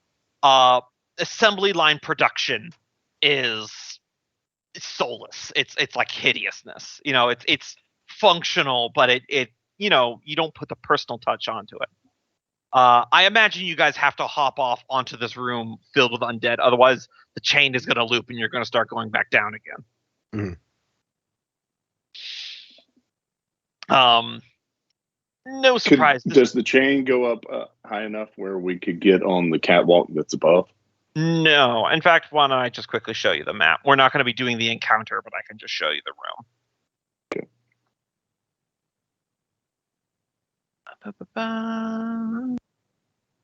So we need a Haskell here, and then we put a Nilgrim next to him. And Freya's over here. And then Thrum and Fergus, and we can figure out the companion next session. But I will move you guys over to the map. Definitely fiery crowd control, lady. Oh, God. Yeah, you're in the middle of an active work zone. Couldn't get Saturday off again, eh, Jim? I'm very proud with how this map turned out. But over here, you see on the catwalk, there is a dwarven figure clad in armor that looks like it's made out of like wrought iron, like the very ugly kind of iron, but it somehow seems deeper and darker.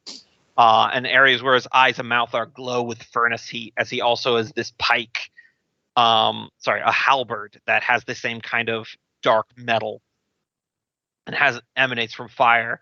And he walks along the catwalk and he lays a gauntleted hand on the railing, looking down at you. There's no stealth in this situation. You guys just came up the middle of this. And he says in his raspy undead voice, "Intruders upon his majesty's domain, submit yourself to summary execution and subsequent work assignment." And that's where we'll end the session. Man, I can't even get a day off when I'm dead. It's bullshit. What is this, America?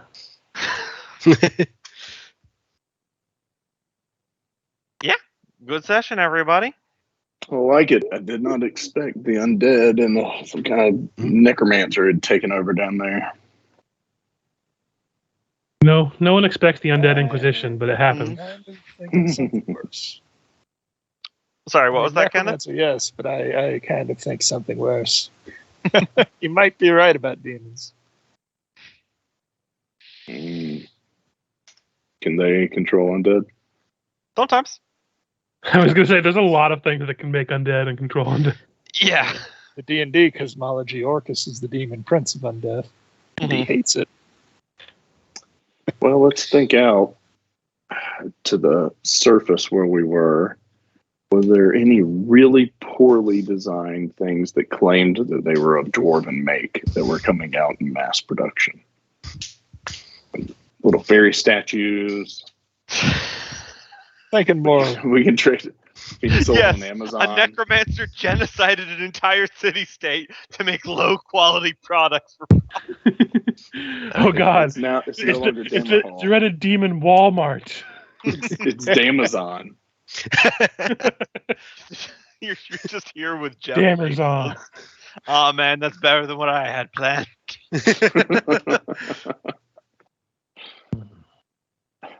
Your local autonomy is mine. So out of I mean, curiosity, is there any kind Jeff Bezos does sound like a demon's name. He can even play the fucking Bo Burnham song singing about Jeffrey Bezos as the fucking the fight. Yeah, There's not going to be any interruptions for playing next week, right? I'm good. No, I'll be I here. wanted to make sure there was no curse on the curse of the throne. Nope, I'm good. Definitely be here. I certainly hope so, Michael. You kind of are a vital part of it. Yeah. So when are we level 12?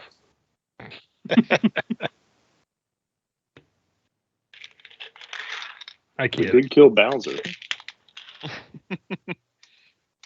No, we got to be level 12 by now. There was like a whole 4 hours of playtime. We should have just stayed in the mines and just, grind on zombies. Mhm. Now we need to dig a pit Nice. down. Yeah, we have to grind. We have to grind the zombies, and then we also have to build an enchanting table so we can up our gear. Oh shit! Now we're just falling right into their trap of being part of their economy. Fuck. So we trap the zombies each with one of the corpse things, and we keep killing the zombies. The corpse carrier keeps reviving them. Yeah, we level pretty fast that way. We got to be efficient about these level ups. You have become the very thing that you've tried to fight. Oh, I'm not going back down into the Sunless Sea in the lower level area. That was such a grind down there. I say we stay up here. Just fight the dragon. Look, we can't be Oh, yeah. murder hobos anymore. We're now murder homeowners. We are. We're now defending our house. Get off my property. Oh God, we all just became Texans. I mean, I don't know. These are all the original inhabitants of Dammerhall. They're just undead now. Kind of sounds like you're invading their home. Yeah, we've gotten pretty good at that too.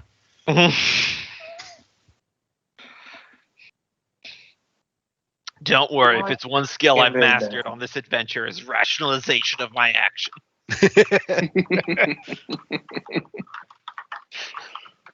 The ultimate D&D.